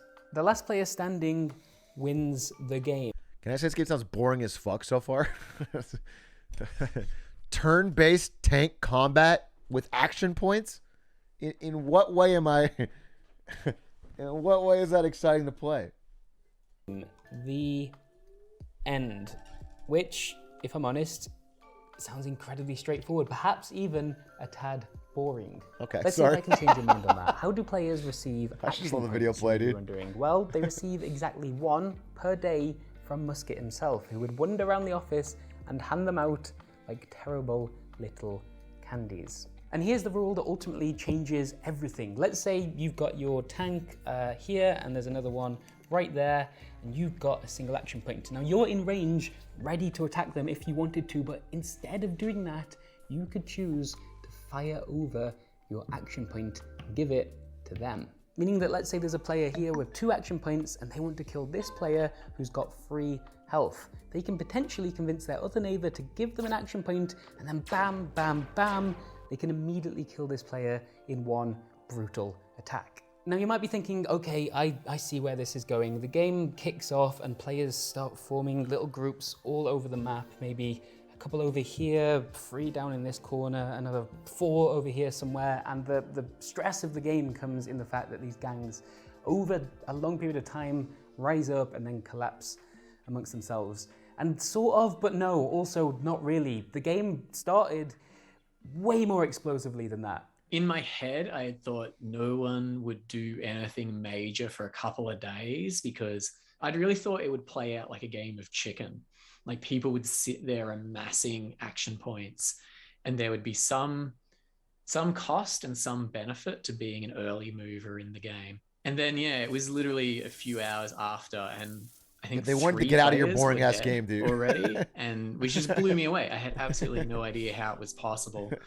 And what it ended up being was very quickly everyone mobilized and created this huge faction of 12 or so players, and everyone traded their points around to a single player who was able to then, take 12 actions, which include 9 shots and 3 moves. And so yeah, 3 people were wiped out before they'd even really gone down to look at the room. Just take a moment to think about the kind of promises that must have been made in order to get all 12 of those players to work together in unison, in a game in which everyone knows only one player is going to win. There's no guarantee as you hand over your stack of action points to the next person that they're actually going to do what they said they were going to do. And also, what's it like being one of the 5 players not invited to the party, or worse, the 3 that got knocked out before they got to make a single... Bro, I remember I got invited to play Risk. You guys on the fucking board game Risk? With some people. I was way younger. I don't remember when it was. But this fucking kid and his friend and his brother. It was them 3 and then 3 different people who had been invited. And first of all, the game's already pretty RNG, right? But so him and his friend and his brother just at the beginning said, we're an alliance. We're teaming up. Which you're allowed to have alliances in Risk, but the understanding is that there's only one player that wins. So there's a little bit of shakiness, like anyone can betray you. But they just said, we can win together. It's my board game. I make the rules. And so if they have half the players and they guaranteed never break the alliance, and they guarantee like we'll never betray each other because they just count it as a win, then there's no fucking point. It's just a dice rolling game. So like, they just start fucking dice rolling, killing us. They have exactly half the armies and we're not allied. So we lose a player immediately. They just fucking knock somebody out. And so it's me and the other guy are like, well, let's be an alliance to try and stand. So we try to hold out, but they have 3, we have 2. It's not possible. And then the whole time we're like, well, okay, but you guys have to betray each other eventually, right? And the second they beat us, they all just shake hands and end the game. How fucking stupid is that? This is literally like 20 years ago and it still makes me mad. It still makes me mad. It's fucking ridiculous. It's fucking ridiculous. It's so fucking stupid. I was so mad. Why invite me? There's no way mathematically I could have ever won, or any of us, except for your stupid cabal. Oh.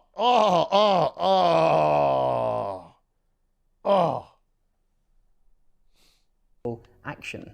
Although this daisy chaining of action points did catch the designers by surprise, that's not necessarily a bad thing. I mean, it showed, if anything, that players were really engaging with tactics, that they wanted to push at the boundaries of its rule set and try and understand it, which suggests a good experience, maybe?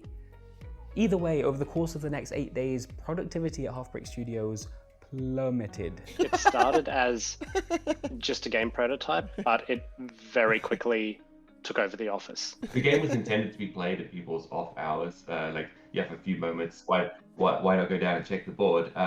It ended up just being that people were playing the game constantly and doing work in the moments where things weren't happening. So that kind of got a little much. Playing the game in this context doesn't just mean being. Yeah, this kind of happened at Twitch with Smash Brothers Melee. I'm not gonna lie. I like, it's been long enough. I can tell you, Smash Fever swept the office, and for a subset of people. It was a lot of time. There was a lot of melee breaks during the workday. I will tell you that. Specifically after we added, listen, it was normal. Like we would play melee at lunch, right? Like it was it. You'd go to lunch, you'd play a little melee, you'd go back to work. And it was pretty fun. It was a great experience. And then we added the ranking wall where we got on the wall of the break room all of our names in the office on Velcro strips on like a ladder kind of thing, like a thing. And if you ever beat somebody, you got to rip their name off the wall, satisfying Velcro sound, and take your name and put it above them. And that really started catalyzing not only more practice, because nobody wanted to be the worst. Nobody wanted to fall down the ladder, but like constant battles, constant matches. It was sick as fuck, but it was not good for productivity. I will say that. It was not. That really, like, people were grinding. People were doing things like putting a meeting on their calendar, like busy, like planning session 1 hour. But they invited nobody to it, and they would go play Melee. And then so nobody else could book over that meeting. It looked like they were busy on their calendar.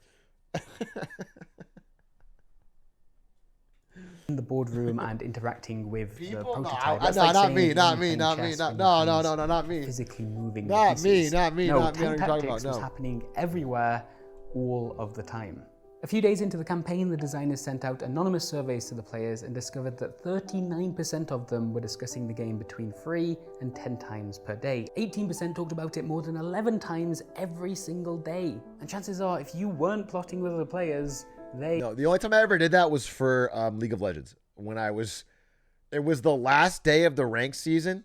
When I first started at Twitch, I was still really good at League, and I had this thing where I would always get, even if I like didn't practice, I would get diamond every season.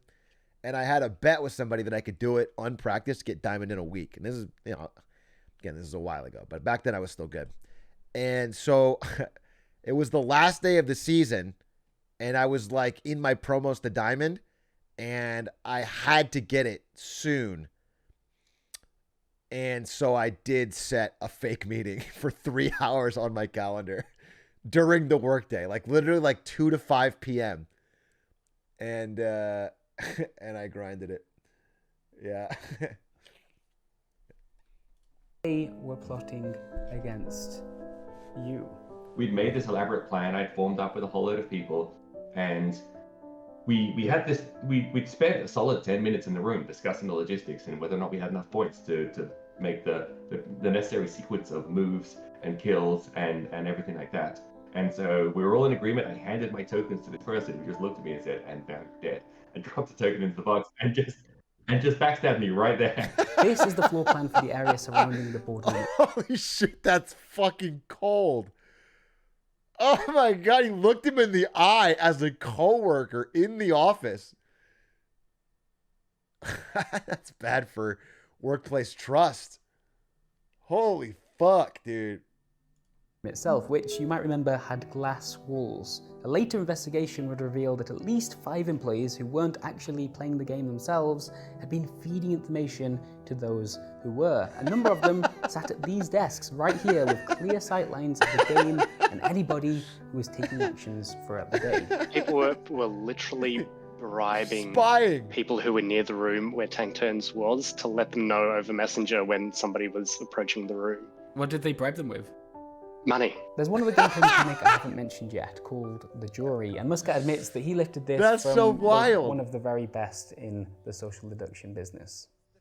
To which you were so rude and terrible to before relegating them to the jury with the help of your alliance are going to decide. Fuck, reacting to Survivor. Fuck! We're at Stan's. We're Stan's level now. We ended up here. We couldn't stop it. Oh! Run, hide. Eventually it comes for you all. Eventually you become Stans. Your fate this evening. In short, as players are eliminated from the game, they become jury members who once per day get to vote on which player they want to help out. If any player receives 3 votes from the jury, they're given an extra action point. Think about it, if you betray too many people, even if they're defeated, they're going to hold that grudge against you into the afterlife, and suddenly your new opponents that you encounter later on are the ones getting... Bro, what a fucking boring game. If I get eliminated turn 2, I have to keep fucking filling out jury applications for days? I don't give a shit. I don't want to play. Unsubscribe from this email. That's so... This seems so boring for like 99% of the gameplay.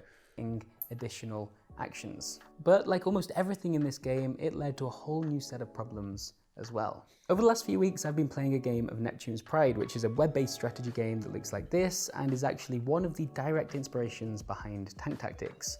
Although this one's set in space and has things like warp gates and industry and research, the core concept is really, really similar. You have to work with other players over the course of multiple weeks, and the whole time you're sending each other messages on here, but eventually you have to betray one another because only one player can ever win, and in this game that I'm playing with total strangers on the internet, those betrayals have hurt. At one point, a player sent a message to the whole group saying, "Don't trust Light Blue," which prompted this huge back and forth about who had made what assurances and who was actually the more honest player out of the two of them. I later betrayed Light Blue myself, who then messaged me saying, "Attacking me is pretty shitty.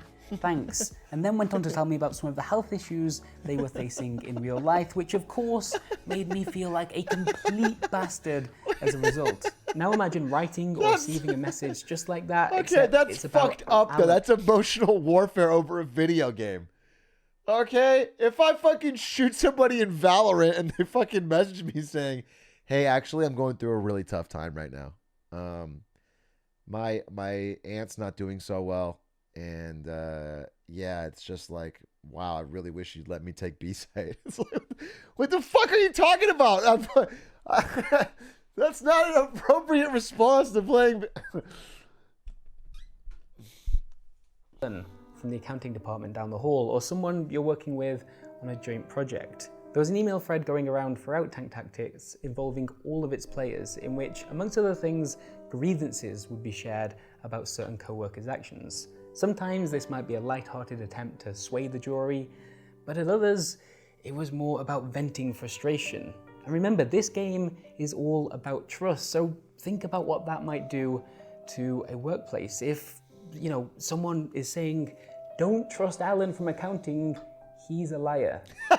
Certain emails were even being sent anonymously, and that's when things really started to get out of hand. The one I remember is, I believe there was a betrayal, and it was between two people who were very close friends, and I guess one of them saw it more as a game, and the other one saw it as a personal betrayal of friendship and of intrapersonal trust. You know, big personalities in the mix, and I mean, kind of frankly as well, different levels of seniority. Oh yeah, your boss. Yeah, you betray your boss for fun in the game. All of a sudden, hey, that's why I let my fucking VP of marketing headshot me in that Call of Duty round. Hey, you got me, bro. Good, hey, good shot, great shot, King. I know, hey, I know where my bread's buttered. I'm not no-scoping him. Okay? I'll take the hit. You got me. I'm not trying to fuck up my promotion. What does that mean? I played Call of Duty with my boss. We had a Call of Duty offsite when we released like Call of Duty RTX. And our VP, who's never played, he doesn't really play very many games, let alone a Call of Duty or a shooter, sat down at the keyboard for 5 minutes or like 5 seconds and instantly no-scoped me with his first shot ever. Everyone went, "Oh!" It's a story I've told. I'm sorry you haven't heard it. That's what I was talking about.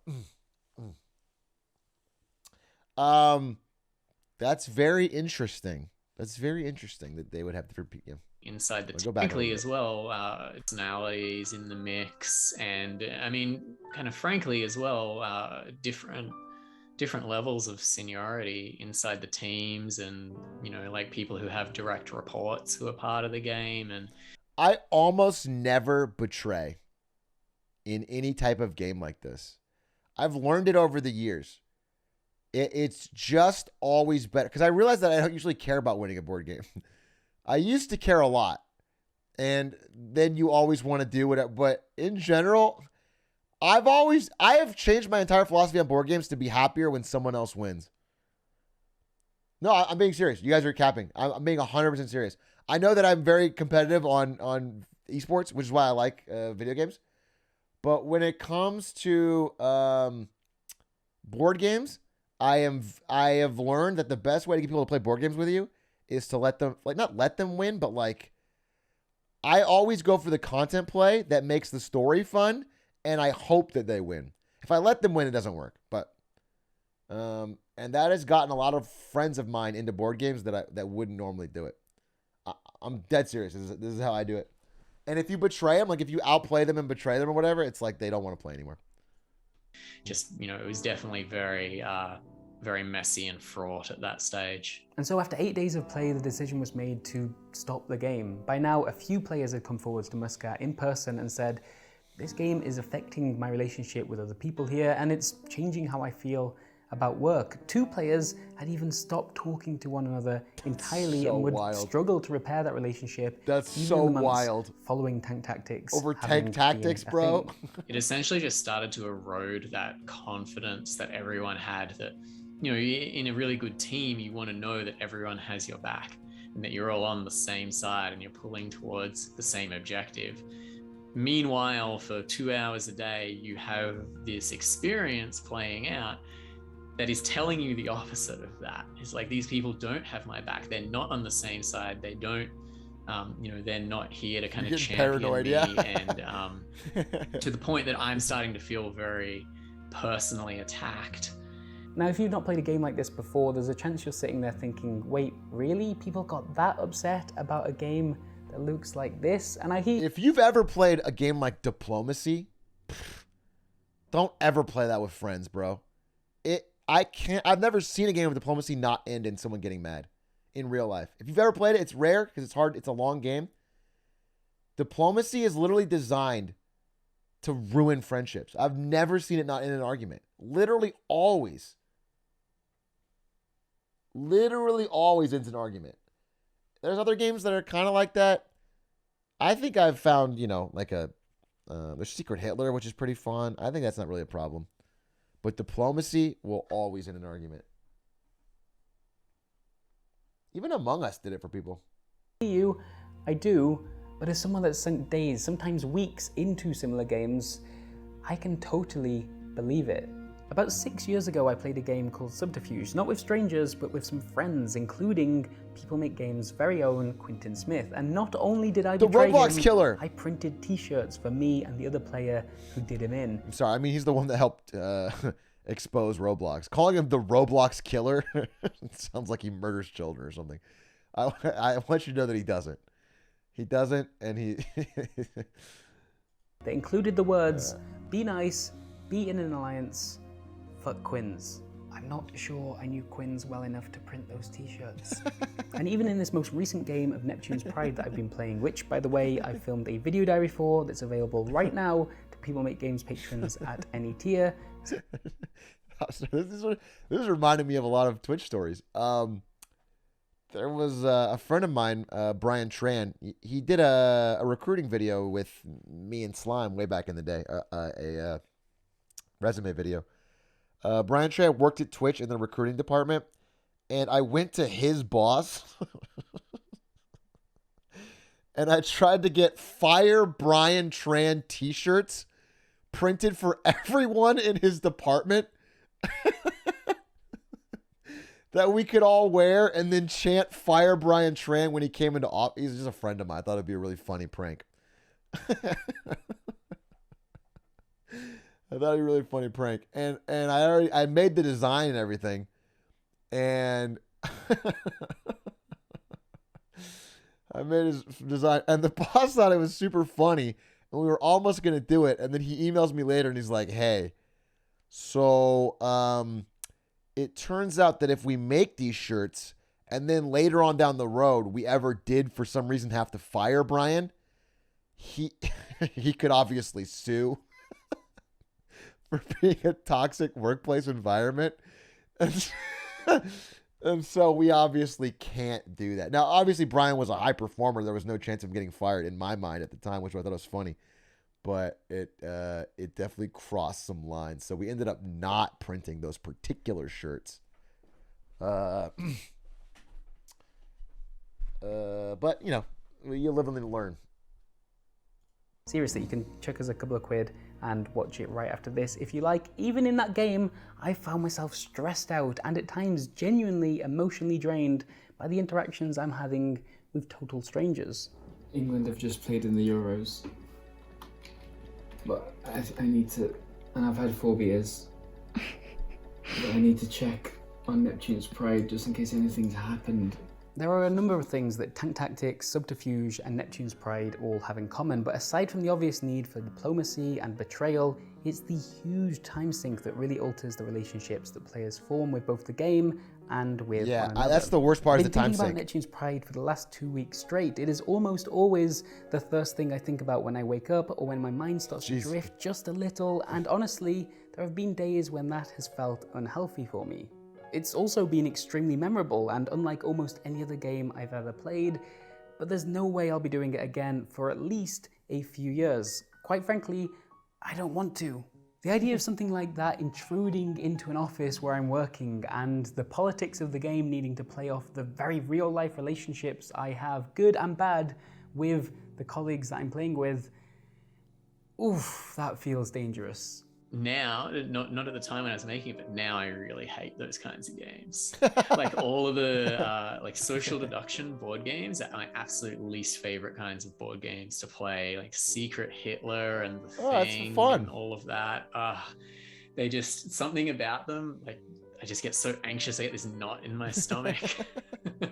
I would much rather stuff that is kind of bound by strong rules and not like. I think that's why Secret Hitler is a lot easier to get people into.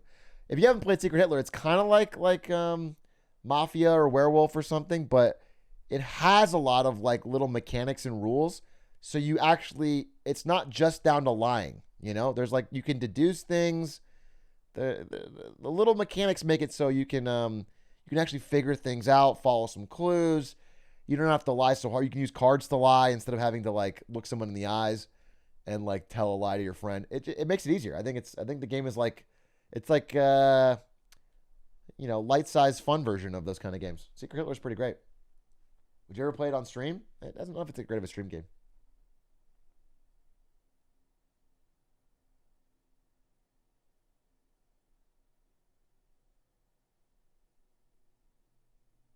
I've had Secret Hitler end in yelling matches. I did too. I had a guy definitely. Well, all right, this might be. I got to be careful about this. This is maybe overly political, but okay. So I was in PAX South in Texas. San Antonio, Texas, when Secret Hitler was first revealed, and it was probably in 2016, around the time of his first election, and Trump's first election, and at the time I didn't think Trump would win, as most people in the area that I lived in back in SF, it was considered an outside possibility. I think generally it was thought that Hillary would win. And so I was making a lot of jokes while me and my friend from Twitch, actually he's in the chat a lot, Tim Young. I don't know if Tim remembers this. Tim is the guy that makes those VTubers. Anyway, me and Tim just sat down at a random table. It was PAX South and they have open board game tables. And we sat down to try Secret Hitler for the first time. And the other 4 people were random people from San Antonio. And everyone was friendly and everyone was nice. And we were playing the game and I don't know, someone referenced Trump, and then we made some jokes. Like the jokes that I make usually about like Fauci. Like I was doing it over the top as a goof, and I found out very quickly that all 4 of them were die-hard members of the Trump train. They were all choo-choo, let's fucking go.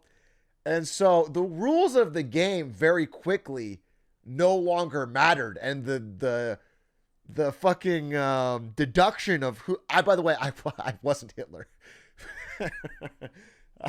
I wasn't. I didn't have the Hitler card, okay? But to them, I was Hitler. and no matter how I argued it or how it was like my votes don't add up to that, I was very quickly Hitler, and it got very icy. And both me and Tim were voted out instantly. And you know what? Because of that, because we were both not Hitler, Hitler won the game. Interesting how that worked out. But it was just not. It started out so friendly and fun, and then that really cut the knife of the game. And it's been very memorable to me. Okay. Because this person doesn't believe that I'm not a liar, it dramatically changes the course of the game. I like the strategizing to play directly off the rules rather than play off the people.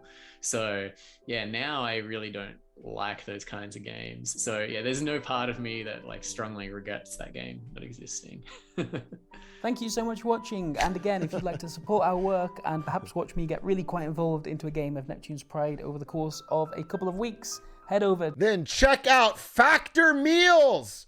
Factor Meals, you can find them below the stream in a beautiful panel right beneath the stream. Use code POG Atrioc 120 for $120 off your first order. Thank you, Factor, for sponsoring. Get Smarter Saturdays. Exclamation point Factor. Healthy meals delivered to your door. Also tasty. Notably, importantly tasty. And just really easy, really convenient. For a gamer like me, it has been a godsend because I would often order Chipotle on Uber Eats, which is very expensive. And in fact, I literally think like 2 Chipotle orders adds up to like a month's worth of meals for Factor. I think I could literally save, it's like exponentially cheaper. So you need a microwave? Yes, you do need a microwave. Or maybe an oven, but a microwave for sure. Okay, let's watch one more video, maybe even 2 more videos. That video was great. People make games that's consistently impressed me.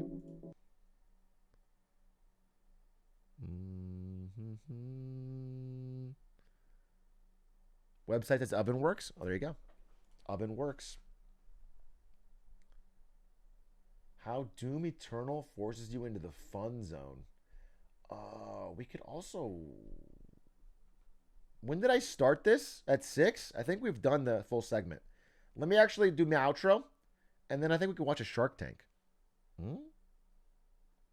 Anyone interested in a little bit of... Oh, there's a new Fable trailer? Wait, check this out. I've always hoped for Fable to finally achieve its fucking... DMCA! Fuck! They can't be too serious about it. Come on, it gets played everywhere. Sag, I was really jamming. It is a banger. You know it is an honest to God banger.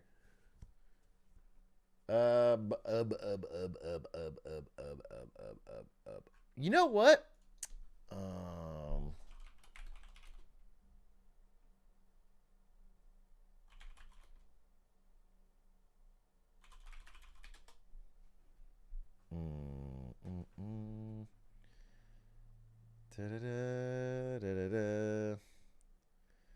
There was this really great video I was watching on the making of Kanye's first album, College Dropout.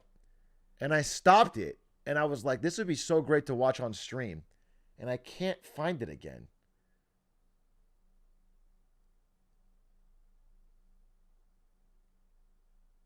It was such a great... I really liked it. It reminded me of what was so fucking interesting and exciting and different about early Kanye.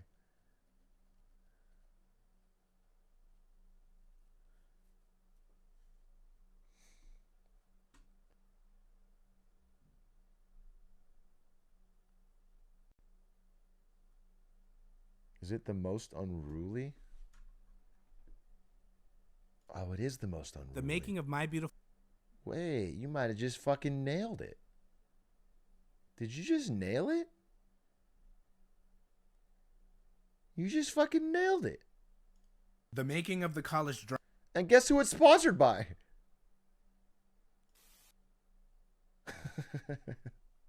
Dropout is brought to you by Skillshare. The first 500 people to sign up will receive 2 months for free at the link in the description. Eyes drooping, barely being able to see. Kanye was awoken by the sound of crashing glass, twisting metal, and his jaw being broken and shoved in. I mean, if you guys don't know Kanye's story, it's crazy. He almost died. Was not like respected as a rapper at all. made a phenomenal first album, and his whole career got built on that. It's crazy. His fucking speech is so good. His Grammy speech. His mouth. It was between 2 and 3 a.m. and he was on his way from the studio. He fell asleep at the wheel, hit another car, and had a head-on collision. Kanye had just begun to get his big break before it all seemed to shatter in front of him.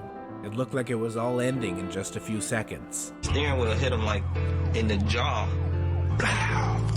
Cracked all this, man. And his jaw was broken in 3 places. He was just barely conscious, and he just kept saying, I'm sorry, I'm sorry, I'm sorry. But he knew if he could survive this accident, hip-hop wouldn't be the same again. Oh, I'm gonna get DMCA'd so hard, huh? Shit. Oh, we'll try. Who cares? Everyone knows what Kanye ended up becoming, and the riches that came with it. But sometimes, it's hard to understand why in his early days, very few believed in Kanye West. It was a different time in hip-hop. It was easier to make it if you had a story filled with drug dealing, violence, and everything that Kanye wasn't. He was just a normal guy, trying to show the world that normal people had a voice too. I was always rapping, and it just so happened that really, really phenomenal rappers got to rap on my beats before I got a chance to. People would hear this stuff and they'd be like, yo, do you have to rap on that? Well, if you don't, I'll just buy the beat from you. Having worked on Jay-Z's The Blueprint. I like this video. I only got like halfway through, but I liked it because all the interviews are like, Kanye is so different from how he acts now. It's so interesting to see, like, you know, he's still a little timid. You know, he has a lot less of the ego. Album. Many wondered why Kanye couldn't settle down and enjoy his spoils as a sought-after producer. His soul samples were taking the industry by storm, but it wasn't enough. Kanye had a message to communicate, a message of self-empowerment. You know, that's my whole claim to fame. I was Mr. Ace of the Izzo. It's kind of, for a person as confident as me, to have your claim to fame be based on someone else's name, isn't that where I wanted to be for my entire life? And people, they used to always say, what more could you want in life? You're a producer. You produce for the #1 artist in the world. What more could you want? I want to be an artist. If you can see him like bust out laughing, I'm not stepping on the court just to make it to the playoffs. I'm trying to leave with the trophy. I was just always trying to figure out a way for me to be able to express myself, and rap was the best way to express what was on your mind. Me and my father sit up and talk about a lot of issues that need to be brought up, but a lot of people that have that instilled in them don't know how to word it in a way where the public could accept it. No matter how many people he showcased his music to, he would face rejection at every turn. The constant resistance that he would face would bring tears of frustration to his eyes. People just telling me, man, what the f*** is you about to rap about? I'll be like, man, Scarface, I'll just be rapping about what the people want to hear. Alright, just play the beat. Kanye had a 15-track demo that he never hesitated to play for anyone he crossed paths with in the industry. Every check-in he got, he would play his demo. What you finna rap about? You never sold crack out your house or put a gap to your mouth or put a fist to your spouse. So how you gonna move the crowd? I bet 1,000 that you get booed out. I even heard that they even taking ways in jail. You bet 10 boxes of cigarettes that I'm finna fail. If you talk about peace, they gon' be like peace. This came from the shy, moved to the east. Kanye got the type of arrogance and ego that they point out flaws in your. If you uncomfortable about yourself, you gonna be mad at Kanye. If you uncomfortable within yourself and not comfortable with the type of person you are, when you see him on his it's gonna make you mad because it makes you feel bad about yourself. Because you wish that you could be that passionate about anything in your life as he is about his music. You see that and you like, I wish I could be that passionate, but I can't because I'm just a sucker. I didn't pay attention to him rapping. I didn't think that he was built to be a rapper, he was built to be a producer. We just wanted some hot beats at the time, be honest with you. They're like, stick to making beats. Don't nobody want to hear you rap. We just want your beats. Man, he got a lot of rejection slips. Don't producers, man. This ain't a fucking game for me. I don't give a fuck about they trying to classify me as a producer. My beats was whack at one point, dog. I wasn't always having hot beats. I learned how to make hot beats. I'm focusing on rhyming now. I'm gonna be the best. And I'm charting with these niggas. And I got a 1-up. I actually love that. That's a good attitude to have. Listen, not everything Kanye does is an attitude is good to have. I actually think having the mindset of like, I suck at this now, I will be good, is fucking fire. I think it's just a great way to live, dude. It's so much better than thinking, I suck at this now and I'm gonna suck forever. That's so depressing. I really think like if you know, it's like you gotta start somewhere. You can get good, you know. Because I just hear my beats first. I liked it a lot. He believed so much that he was gonna get a record deal. He dropped out of school. Told him I finished school and I started my own business. They say, oh, you graduated. No, I decided I was finished. I'm finna turn this class clown shit to crazy G's. They told my mom I think he bipolar, had ADD. Kanye would seem to be getting his big break when he was in talks for a deal with Capitol Records. But his brazen confidence and his in-your-face persona made them hesitant. He gets flown out to Columbia Records. He meets with the executive, Michael Mall. It is funny, you guys are using Drake's for a Kanye quote. Ironic. Ironic. He went in there and acted like, oh, I'm going to be better than Jermaine Dupri. The person that he was talking about was Michael's son, and he didn't know it. I told the A&R there, I was like, yo, man, I'm be bigger than Michael Jackson. I'm be bigger than Jermaine Dupri. Needless to say, Kanye didn't get the deal at Capitol. They said, yo, Capitol pulled on the deal. He used to feel like, damn, what did I do? I called G, I said, man, you think we can still get that deal with Rockefeller? I don't listen to the suits behind the desk no more. You niggas wear suits cause you can't dress no more. After losing his chance with Capitol, Kanye stopped going out, hunkered down, and got to work.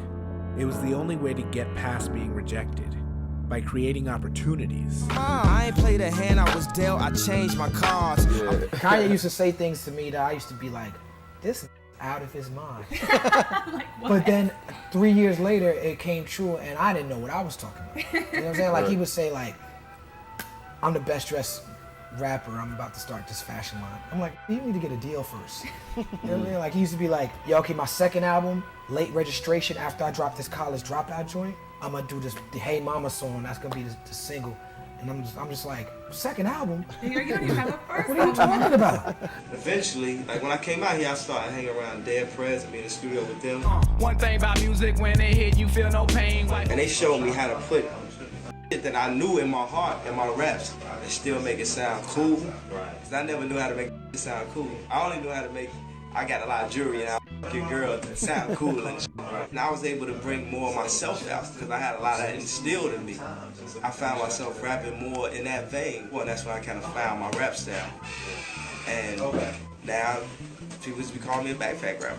But it ain't the Moser folks, it's the white folks that brought us over here with boats and tight ropes. But don't forget it was offside cause the kings got rid of us like selling a crackhead soap. Now follow me. Sometimes I feel like dreaming subtitles, say things that mean things behind them in club titles. Kanye wanted to send a He is a message, stan. but he didn't want to be put in the box of being a conscious backpack rapper either. I guess they classify it as being a backpacker. I always thought that like they was like hater rappers and shit. I don't listen to shit like that. I'm trying to sell some records. It's crazy that my whole claim to fame is to be a backpacker. I'm a Louis Vuitton backpack rapper.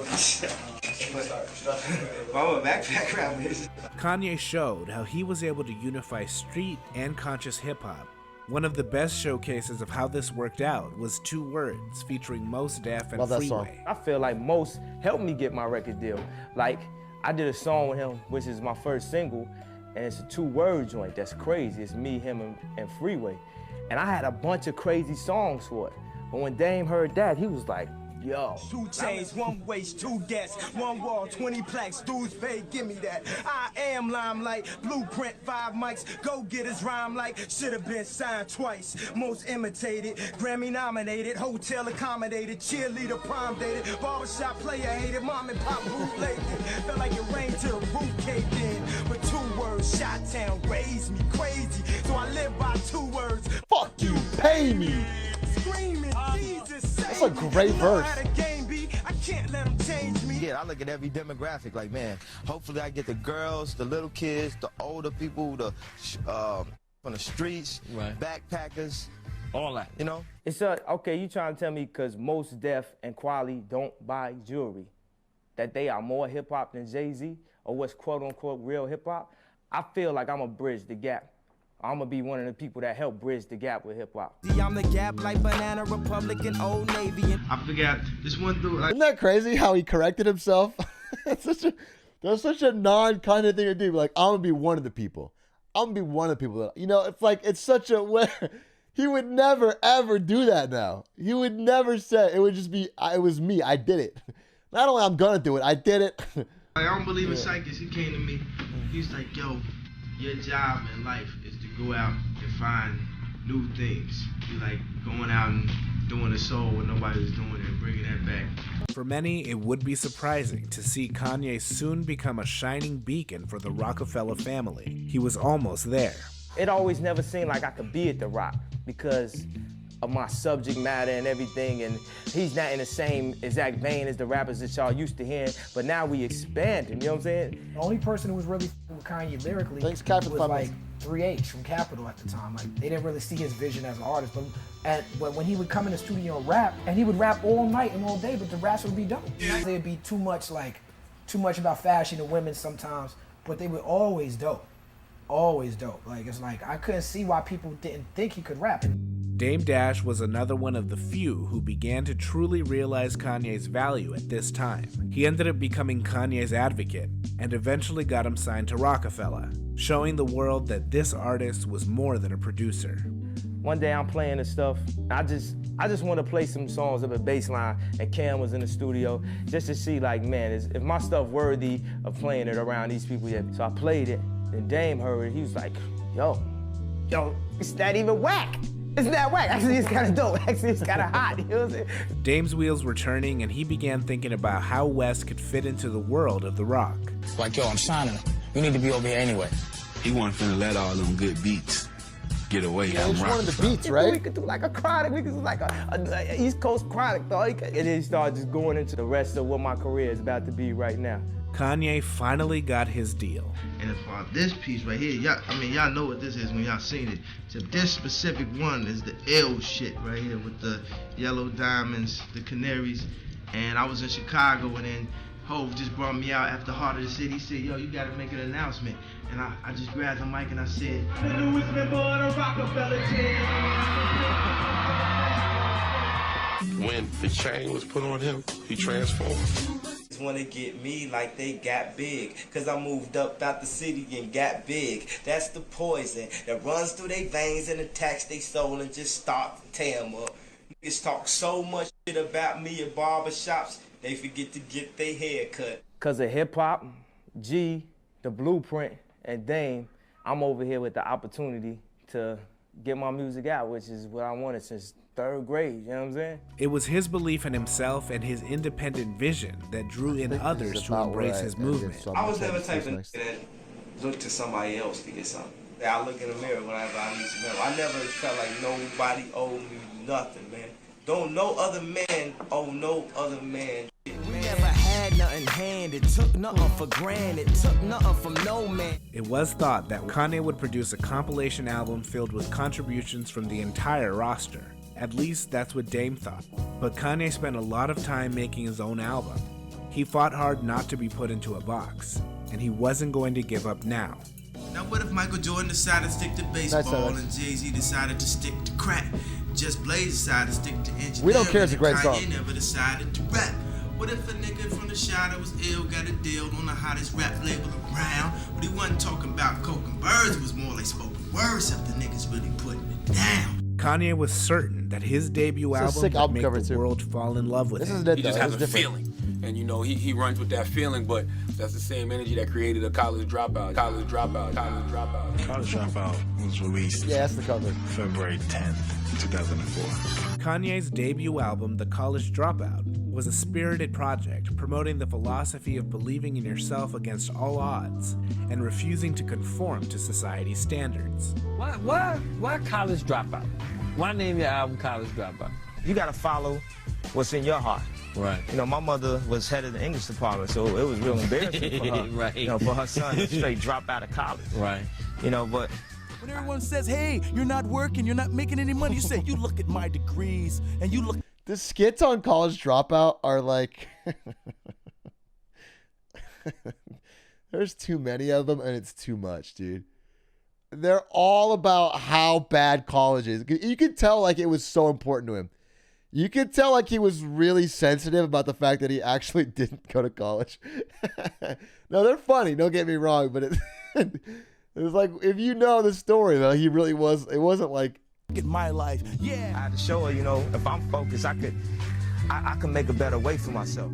Sometimes delving into more serious subject matter, Kanye would have lyrics speaking highly of the revolutionary values that his father and mother represented. I come from a family where, you know, my grandfather was the first to drive a car in the marches. I came from a military family. The political activity was all about making sure that whatever was not just became just. We grew up very aware of racism in this country. Racism still alive, they just be feeling it. And I was even arrested at the tender age of 6 for sitting in, demonstrating at a lunch counter in Oklahoma City. Oh, he posted that verbatim, huh? Who took my mama, made her sit in that seat where white folks ain't want us to eat. At the tender age of 6, he was arrested for the sit-ins. With that in my blood, I was born to be different. The College Dropout was an album that featured every aspect of West's personality. All of the duality and contradictions he was talking about, as well as his social messages, were mixed into this soulful blend of hip-hop that was a breath of fresh air for many listeners. Always said if I rap, I say something significant, but now I'm talking about money, hoes, and rims again. Like, I want to do what's right, you know what I'm saying? But I'm a human being. Like, okay, I got songs like Jesus Walks With Me.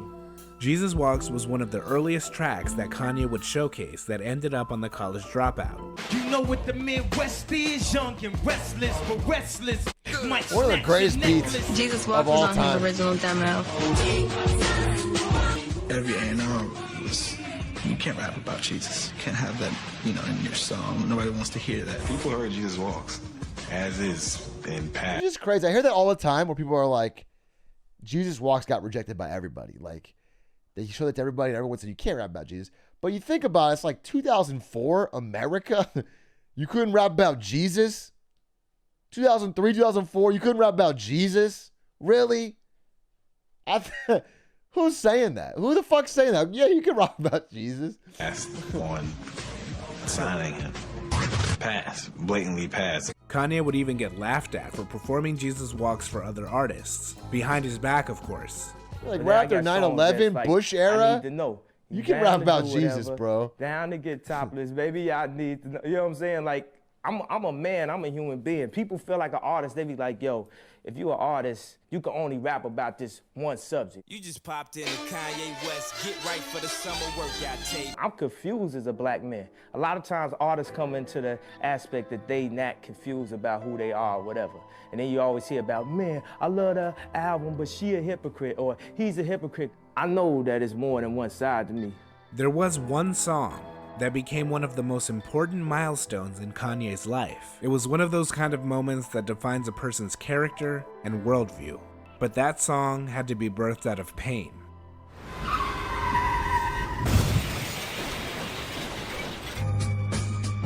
He had several surgeries. His face was like way out here. When I walked into that hospital room, I wouldn't wild. have even known my own son had he not said, "Hi, Mom." His face was so swollen. The doctors, they wired his mouth shut. I was like, well, that's it as far as rapping. He was barely talking. No matter how grim his reality looked, Kanye refused to let his injuries take away his shot at success. The accident was like one of those life-changing events. You were there throughout all that time as well? Yeah, well, when the accident happened, you know, I got the call, like, Kanye had a car accident, boom, you know, I'm like, what? So I called his mom, and then we talking, and then next thing I know, Kanye called me. I'm like, dude, you straight? He wired up, but he like this. Hey, but you know, I got this song. I'm like, you got this song? They started rapping through the wire to me. I said, dude, hold on, slow down, man. You broke your jaw. Then he like, man, this song, and they're just rapping it. I'm like, this dude is crazy. West would brainstorm ideas for his album on his hospital bed. To nearly lose your life, to nearly lose your mouth, your voice as a career as a rapper, your face. Y'all probably look at it and think it's normal, but I feel very self-conscious about certain things. Look at my mouth, like, it looks like you can't even see my bottom teeth when I talk. Like, you always see the top teeth, and that's not how I used to be. Especially if I'm lit wrong, I gotta get like Michael Jackson and bring my own lighting text, because I just see it and be like, The second he was able to speak, he recorded Through the Wire. I recorded the song Through the Wire 2 weeks later with my mouth still wired shut. I felt like even if the song Yes, didn't guys, it is true. eventually ain't see my bottom teeth, I got to get like Michael on Jackson and bring my own lighting text, because I just see it and be like. The second he was able. It is true. I used to go by 3H, and I actually found and signed Kanye. Kind of a different time for me. Literal known story of my past. Big. Yeah, you can call me Joe. I mean, that was just a. Yeah, I went by 3H and now I'm GH. Able to speak, he recorded Through the Wire. I recorded the song Through the Wire 2 weeks later with my mouth still wired shut. I felt like even if the song didn't blow up, that once other songs did blow up, which I knew they would, people would just look back and say, man, do you remember his first song? He recorded it with his mouth wired shut. I drink a boost for breakfast and insure for dessert. Somebody order pancakes, I just sip the scissor. It sounded like it hurt when he rapped. How can you console my mama, give her light support when you're telling her son on life support? I have to just thank God for the situation that I'm in. You know, it's like we turn the worst thing into the best thing. Through the Wire, it's so crazy. It is the worst thing that could have possibly happened like, to me, and now. And you can tell when you listen to it, like, it doesn't sound like his normal voice. And it doesn't, you know, I don't remember it being a problem when I heard it back in 2004, but like, if I listen to it now, it's like kind of grating the way his voice comes out. And it's crazy. This song put him on the map. This song with his voice kind of like all jaw wired shut, put him on, like, this blew him up. It's wild. It's obviously the best thing. Look how it exploded. And it made people care. It made people realize that I was a human being. Inspired and full of music, Kanye worked on releasing a mixtape to build hype for his upcoming album. The College Dropout wasn't finished yet, and Kanye needed time to heal. Don C and Kanye and John put together a mixtape. It was called Get Well Soon, and it had Through the Wire along with various different songs he'd actually produced. Politics kept me at the end of the mixtape, so I dropped my own Get Well Soon sick tape. Kanye's inventive music video for Through the Wire visually told the story of his recovery through a Polaroid-like aesthetic. Through the Wire, who came up with the concept for the video? I came up with the concept for the video. Right. You're very proud of that video. Yeah. I was like, dude, let's put ours in Polaroids, and that'd be ill. He's like, right, let's do a whole video like that. So I went to this editor, and just first Kanye came in, he was like, dude, this is crazy. And it was just the edit. And then we just, started placing the pieces in the Polaroid. So this is when we realized that just the best way to do it is to build the board, take a picture of it, and then have it scanned in, and that's how we did the movement through. Yeah, fire video. Kanye put up 40 grand out of his pocket, and we shot a video. Yo, Chief, they can't stop me from rapping, can they?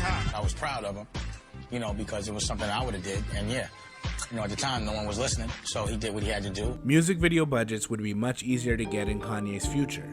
His visual taste would only grow as he would develop some of the most memorable music videos of his generation. Definitely forced Rockefeller's hand. I think they all acknowledged that they had a real superstar. Through the Wire would not be the only hit with listeners, of course. Many more would soon follow. Kanye loved collaboration and found something. Yeah, someone chat said, that guy who said that's something I would have did. Yeah, fuck off, dude.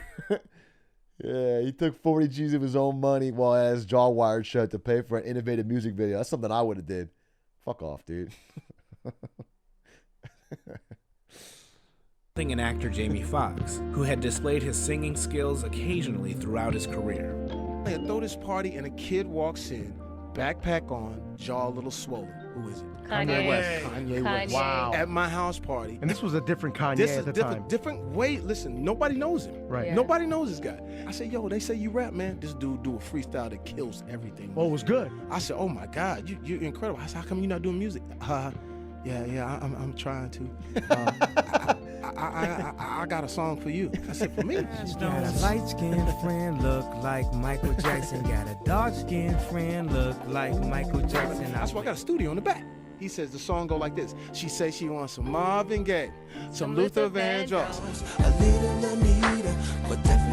I say, I got it, Kanye. Who doesn't anybody know yet? I got it. She say she wants some I'm doing all R&B stuff. And you know, he was Kanye. He went, don't do that. I said, why? He said, but you know, I got to put the thing on you.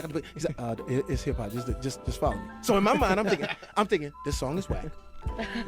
He's never gonna make it. I do the song anyway. I leave. I do a bad movie for 6 weeks. I come back. So I will say, I've seen a good number of Jamie Foxx interviews. He's a extremely talented interviewee. He's very engaging at storytelling. Yeah, I think his acting usually sucks, so I'm way more impressed by his interview answers. He's extremely charismatic on. So I come back and they say, "You remember that song you said was?" He should be more himself, man. And that's how I got into music. He was playing me college dropout songs that he had been working on up to, and there were only like 2 weeks left in production before the deadline for it to turn in.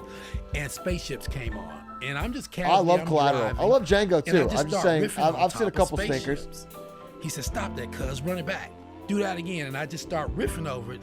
He was like, "That's what I've been wanting. That's it." He said, "Next Monday, I'm gonna bring you out to LA. We're going to the studio. I need you to do what you just did in the studio on this song." So the following week, we were in the studio working on Spaceships. We finished that, and then he's like, "Let's see what else you can do." And so, do you remember how that part went? Wanna fly. I said I want my chariot to pick me up and That's such a good part. It's crazy he freestyled that. All Falls Down was an enduring song that Kanye has continued to perform live, and it was actually written in 15 minutes after Kanye received a burst of inspiration from Dead Prez. He was perfecting the whole concept of how to write a cool song with a message. All Falls Down was titled Self-Conscious in its early stages.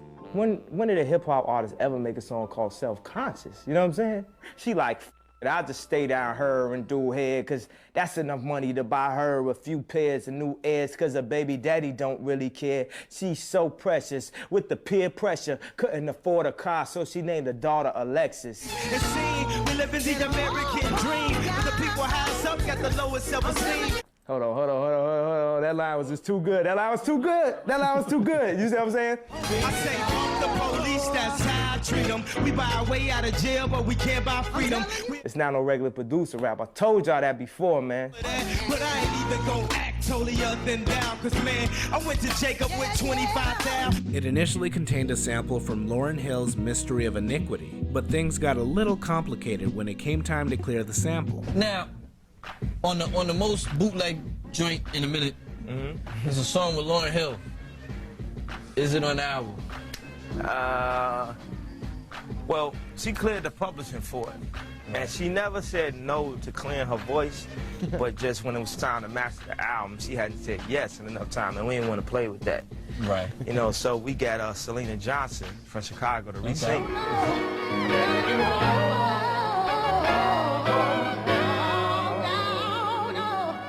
We're watching the history of Kanye's first album. Man, oh no, Lauren, we just missed Lauren, but Selena did a thing very on interesting. it. Oh, she did such a good job. This is the real one, baby. Right. You know what I'm saying? I'm very happy. This album's so good. I'm listening to it tonight. So live. I went back and re-spit my verses. And I think it takes the song to even a whole nother level. Drug dealer by Jordan, crack kid by crack, and a white man get paid off for all of that. Any quality album needs a quality album cover. And a perfectionist like Kanye didn't need to be reminded. That's what I was saying. Kanye needed something iconic. more expressive than just having a picture of his face. I felt like this said the college dropout in itself, you know, a mascot with his head down. You usually see mascots jumping up and down and all hyped up. So you see a mascot like Sauce, you don't never see that. That's like, yo, he's like, man, I'm finished with this. I'm through with this. Right. And then like I'm putting the angels on here because even before the accident, but especially after the accident, you know, I said in the song, I felt like I must have Pokemon Tournament was fire, we won. You know, I really got into angels. I started tattooing on my body. Slow Jams, became an instant #1 record. And just like Kanye knew it would, that song that everyone turned down, Jesus Walks, became a smash hit and one of the most memorable songs of the 2000s. He was certified platinum.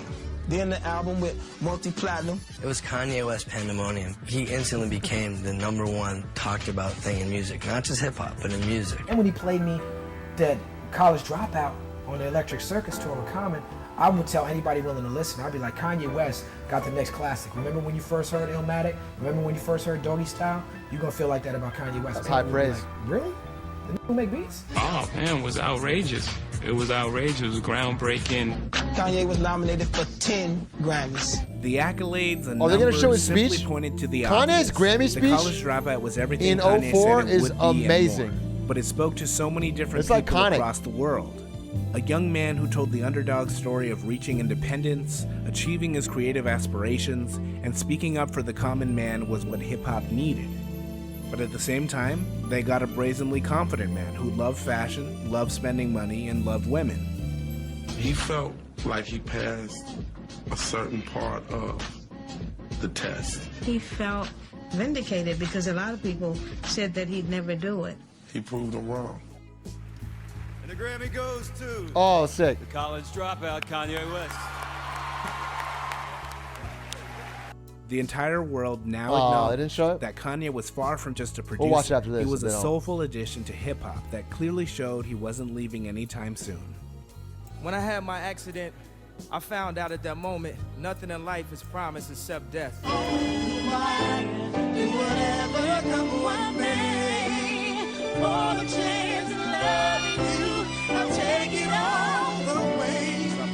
You had the opportunity to play this game of life. You need to appreciate every moment. A lot of people don't appreciate their moment until it's past. And I plan to celebrate. I plan to celebrate and scream and pop champagne every chance I get, because I'm at the Grammys, baby. Everybody asked me the question. They wanted to know, what kind? I know he's gonna wild out and he's gonna do something crazy. Everybody wants to know what I would do if I didn't win. I guess we'll never know.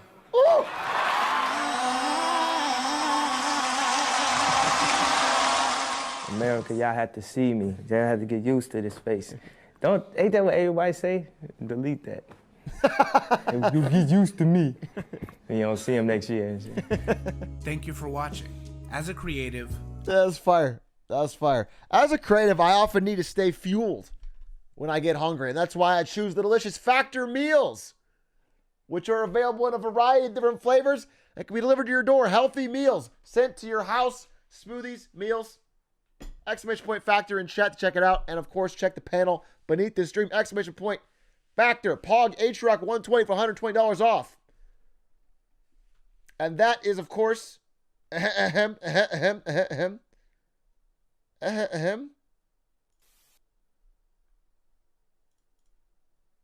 end of my Factor sponsorship for today's Get Smarter Saturdays. Thank you, Factor Meals, for supporting Get Smarter Saturdays. That was quite fun. Hope you guys enjoyed watching those videos. I think what we might do right now is a quick episode of something that wouldn't be appropriate for a sponsorship. Something shark-like. We might do a quick Shark Tank. A clip of Shark Tank. Thank you for tuning in. Thank you, Factor, for sponsoring Get Smarter Saturdays. I do appreciate it. And I do genuinely recommend this product. I swear to God, I'm using it. I've been using it. For me, it is very convenient, easy, and delicious. I was ordering a lot of food, and it was very expensive. And this is not only cheaper, but tasty. So check it out. Okay, watch the speech first. We watched the key part. I guess we'll never know is the part I love, and the part where we get really hyped about celebrating. Okay. Those smoothies ain't good. Those smoothies are good. Strawberry banana. That's what I got. We're going to watch a little shark. So I'm going to end the stream and go back live. This has been a fucking long-ass stream. Holy moly. Thank you for all the subs today. God, this is one of my biggest streams in a minute. Thank you for the gifted. Thank you for the subbies. I want to say some names here. Charred Ice, Werf, Drippy Tippy, Xpews, Denism, Eon. You know this. Talix, Pillbug. Wait a minute. I just realized I won that tournament today. What a fucking gangster day. Wait, I won the fucking Pokemon tournament with Alpha Red. I beat the monkeys in Sekiro in hard mode. And then I got to watch a dope couple of videos. This has been a good stream. And we're going to end it with a banger of a Shark Tank episode. So I will What season are we on? Season 4?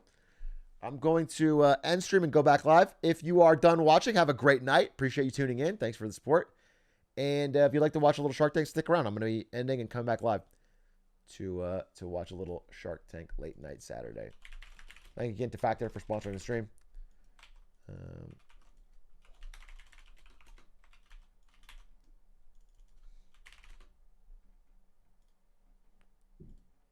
And I will see you. Any tips for Celeste 3A Golden? I'm really struggling. Believe in yourself, Quack. That's the place to start. And I say, hey, you know what, Quack? Have a wonderful kind of day. Learn to laugh and play. And in the end, maybe we could all get along with each other.